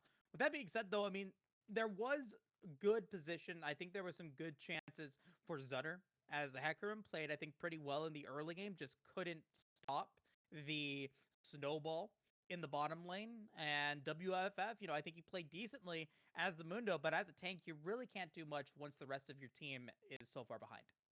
Absolutely, and it's one of the biggest struggles, at least as a jungler, to be in is all. No, I won't say all the lanes are losing, but you have one lane that's just slipping further and further behind. The pressure on you to make something happen on the opposite side becomes so immense. And while it was definitely tried to be enacted upon by Zutter, we saw those initial ganks into the top. We saw some looks into mid. It just didn't quantify into something enough to propel the rest of the Blue Sharks over the deficit that bot lane fell into. And you bring up, I think, a really, solid point there, and something that I feared coming into this game was just how little assistance the lanes could provide to Zutter to be able to pick up kills. There really wasn't a lot of CC that could be available in. There was no CC that was available in the or in the bot lane. There was very little CC in the mid lane and the top lane, and unfortunately, like there just was never a situation where I think that Zutter could be pulled off to his fullest potential. So definitely felt like it was kind of a little bit of a draft diff there. They didn't get online when they needed to, and it ends up resulting in a pretty tough position. But I mean, with that being said, though, it's the last game of this year, or last game of the Summoner Showcase. It was nice to be able to get some opportunities to be able to see, players have a good time, be able to get some um opportunities through, and really a strong performance from all these players. I mean, any moments from you, Sovereign, that really stand out in our 3-game series? Um, if we're kind of going down the initial list, so the the first game that we had from, sorry, I'm just gonna re-pull it back up. First game that we had, at least from Hexmist on that Lee Sin, the proactivity, I won't say blind aggression because a lot of it was relatively well thought out, minus the one death that ended up happening into that Krug camp, a little bit of miscoordination, but um, I would definitely highlight kind of that overall gameplay as a massive takeaway. Right. Game two, the double enchanters, definitely a highlight there. We spoke to Nine Lives a little bit after on kind of how he views the game, and if not for the Baron steal there to kind of flip the game on its head, turn into that kind of full on split push win from WFF on that Darius. Uh, I would definitely take that away as another one, and then quite simply just the ability from Weiss to kind of just drive this game home really from that level 2 tower dive bot, um, that saw Tyson and Vase go down very, very early, just continuing to be a thorn in their side throughout the rest of that game. Definitely. I would have to agree with you. I think on all counts, I as a jungle player, I like to see how the jungle plays out. And so to be able to get, I think, 3 games where the jungler was impactful in different ways was definitely really cool to watch. And I'm glad that I was able to go in and make that happen. For me, I think that, like, maybe because it's just fresh in my head, but that team fight where you had that beautiful crystalline wall to be able to separate the blue sharks into 2 different groups was one of the best, I think, performances, one of the best plays that I've seen from any player in the game, and from this series. Was really, really beautiful to watch. Other than that, I mean, I thought that there was just moments of brilliance on a lot of different players that were able to perform really, really well. And so I'm excited to see how they are able to continue to keep things going, and hopefully a lot of these players are able to bring things back. We are kind of rambling a little bit. I know I appreciate you guys' patience. We are looking to be able to get an interview here with a player. It looks like we are about ready to get it. So appreciate you guys' patience with that. I think we're going to be able to get right Weiss, the jungler, get to see what the Volibear is able to bring to the table. Just bear with a couple of seconds. I know Ejinx is working hard to make it happen. We'll see who we can get. Ejinx has been phenomenal though, like really a strong producer. Sovereign, I think, agrees as well. Yeah, Ejinx doing a fantastic job. Producers don't get nearly enough credit. We were telling him in between the spectator delay and the start of this last game there. So producer lives matter. Uh, if you know a producer, go out there, give them a hug, tell them you love them. They do great work, and they're behind the scenes, so you never really see what they do. You see what they look at, but there's a lot of extra work that goes in behind it. And some of that work is just now coming to bear fruit, and now we were able to get a interviewee from our game 3 matchup. You were able to see him in both game 2 and game 3 on our channel. It's going to be Zeshu, How you doing today? Congratulations on the win. Thank you. Doing well. Yeah. We gotta be honest. Like, we were able to cast two of your games today. Very different, I think, champions, but you were able to play with 9 lives twice. Was it an advantage, you would think, to be able to play with the same support throughout your games today? Yeah, it was definitely an advantage. It was nice to have 2 games in a row with him, have a little bit of synergy. We definitely looked better in the second game. It was also nice to have 9 lives in general. He was the best support I got in these tryouts so far, and he was more willing to play some more aggressive matchups with me, which was nice. One thing I'd like to kind of touch on very briefly is how did your approach come from game 2 to 3? Having 9 lives in both games ending up in wins, but with two very different kind of stark laning phases. Was there any kind of communication between those games in terms of how you played out the first one moving into the second, or what did that kind of situation look like? A lot of those games were kind of predetermined by the way that we wanted to draft.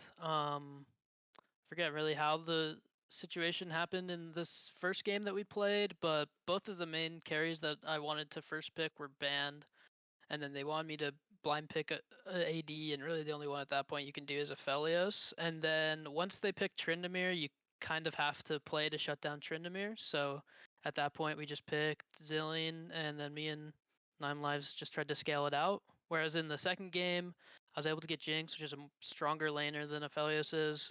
And then also they then blinded Yumi, so then that pretty much solidified that we were going to play strong side to me, and then the rest is history, really. Definitely. I mean, it was a pretty dominant, I would say, game three for you, which was really, I think, really fun to be able to get it happen, or to be able to make it happen. And I think one of the things that you were able to do really well in game three was positioning. And being able to get, I think you had some really good positioning in a lot of the crucial team fights, especially near to the mid and to the late game. Um, how do you determine where you need to be in fights? Is there like a strategy to it? Like, is it determined 10 seconds before a team fight, or are you thinking about that all the time?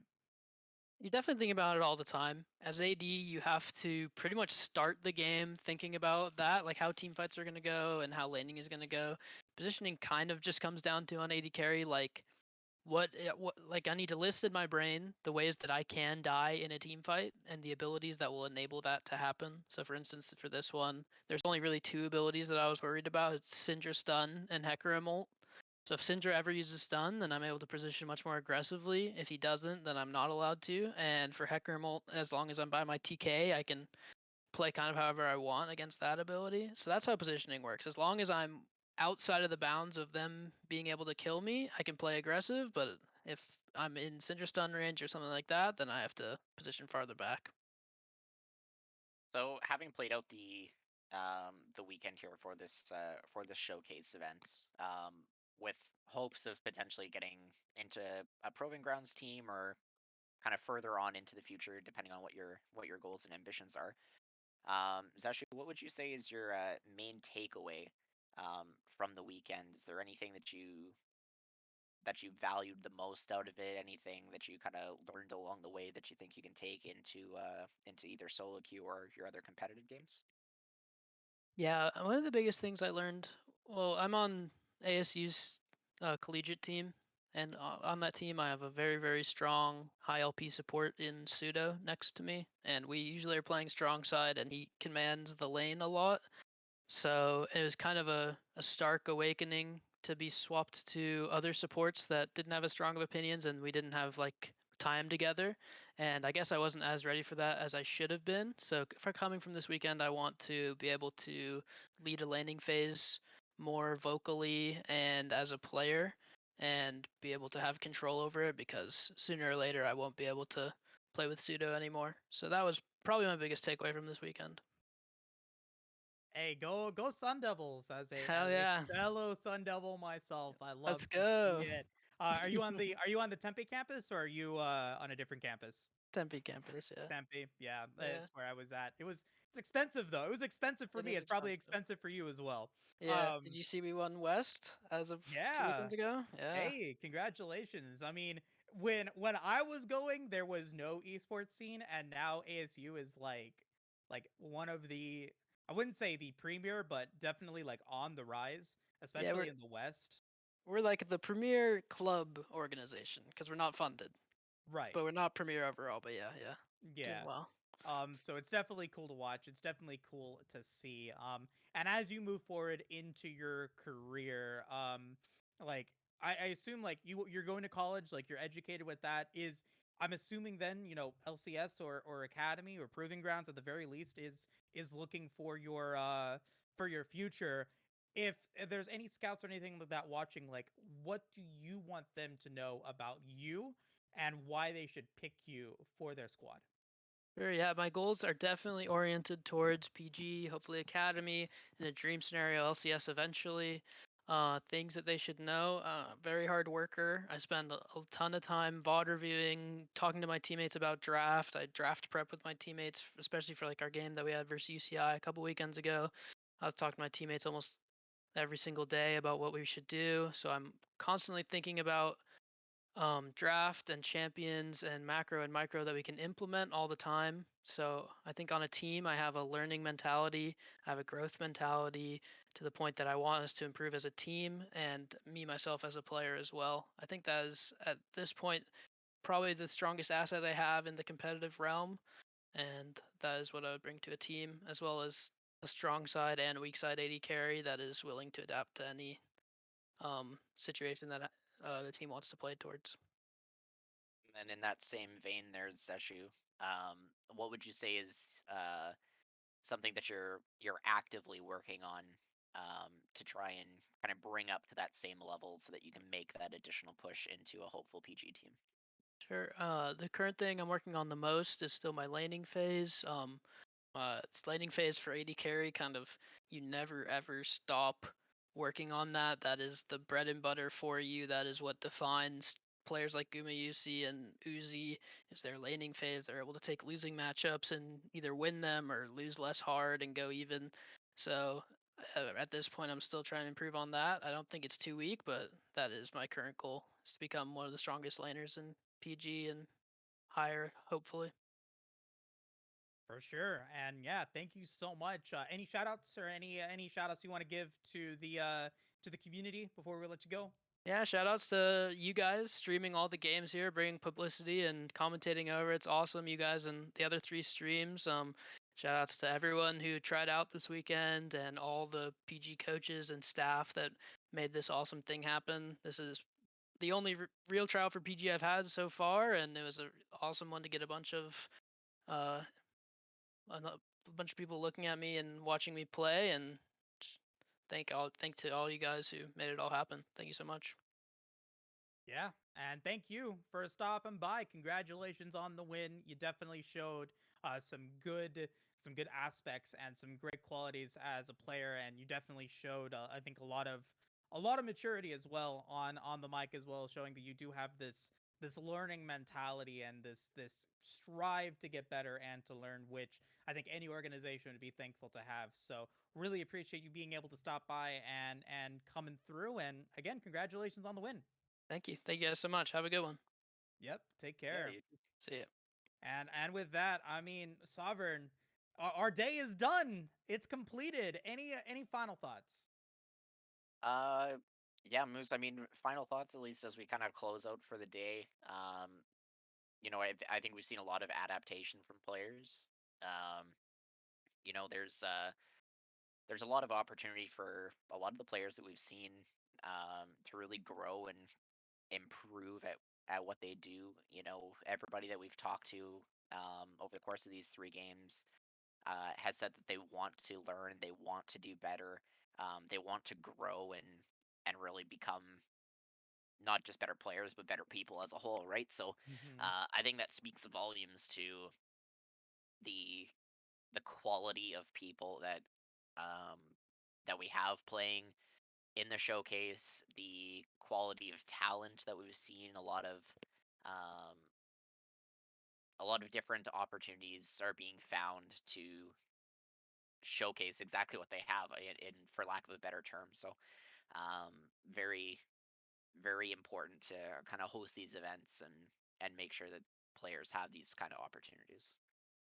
Indeed. And I think you hit the nail on the head. Is, it was an opportunity for the players to really be able to show off, but it was also an opportunity for these up and coming casters and producers and observers to really show off. And I have to say it again, like, I've seen some pretty phenomenal production value out of the Challenger Showcase. Prots, I mean, big shout out to Prots and the Team Ambition org for putting this together, getting a lot of the graphics and the visuals coming in, working with several different players or different community organizers and members to be able to make this happen. XLNC, Jake, and the rest of the group there at XLNC being able to, provide a lot of the stat structure that they've been able to bring to the table. And of course, Nameless. I think, Camcom, I was really lauding Camcom's really great production value that I was able to see yesterday and continue to develop here into game 2. And,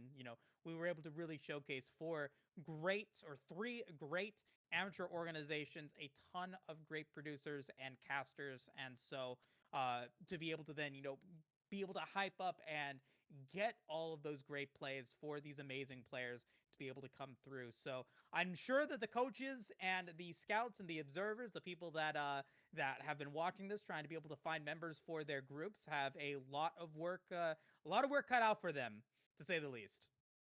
Absolutely, it's never a tough decision or never an easy decision, and it's something that I'm sure Moose, myself, and really all the other casters definitely don't envy. Hmm. It's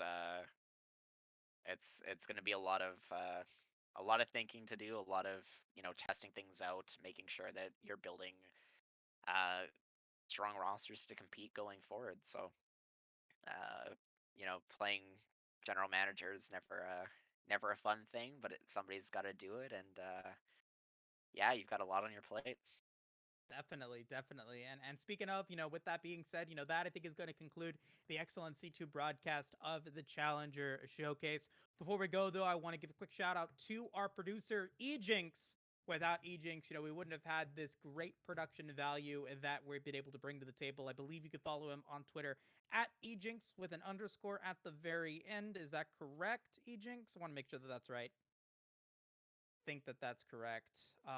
Also, you can follow me on Twitter at Moosecaster, and then Sovereign. You said that you don't have a Twitter, but I'm sure that they can follow you on Discord or get in touch with you on Discord if they wanted to come and look at any of your content.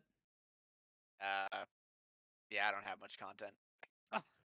Fair enough. Fair enough. He got this now. He got this now.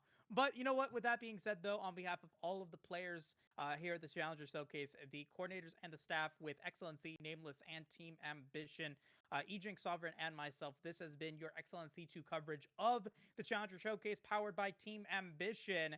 Everybody, have a great weekend. Stay safe, stay healthy, and we'll see you guys all next time. Take care.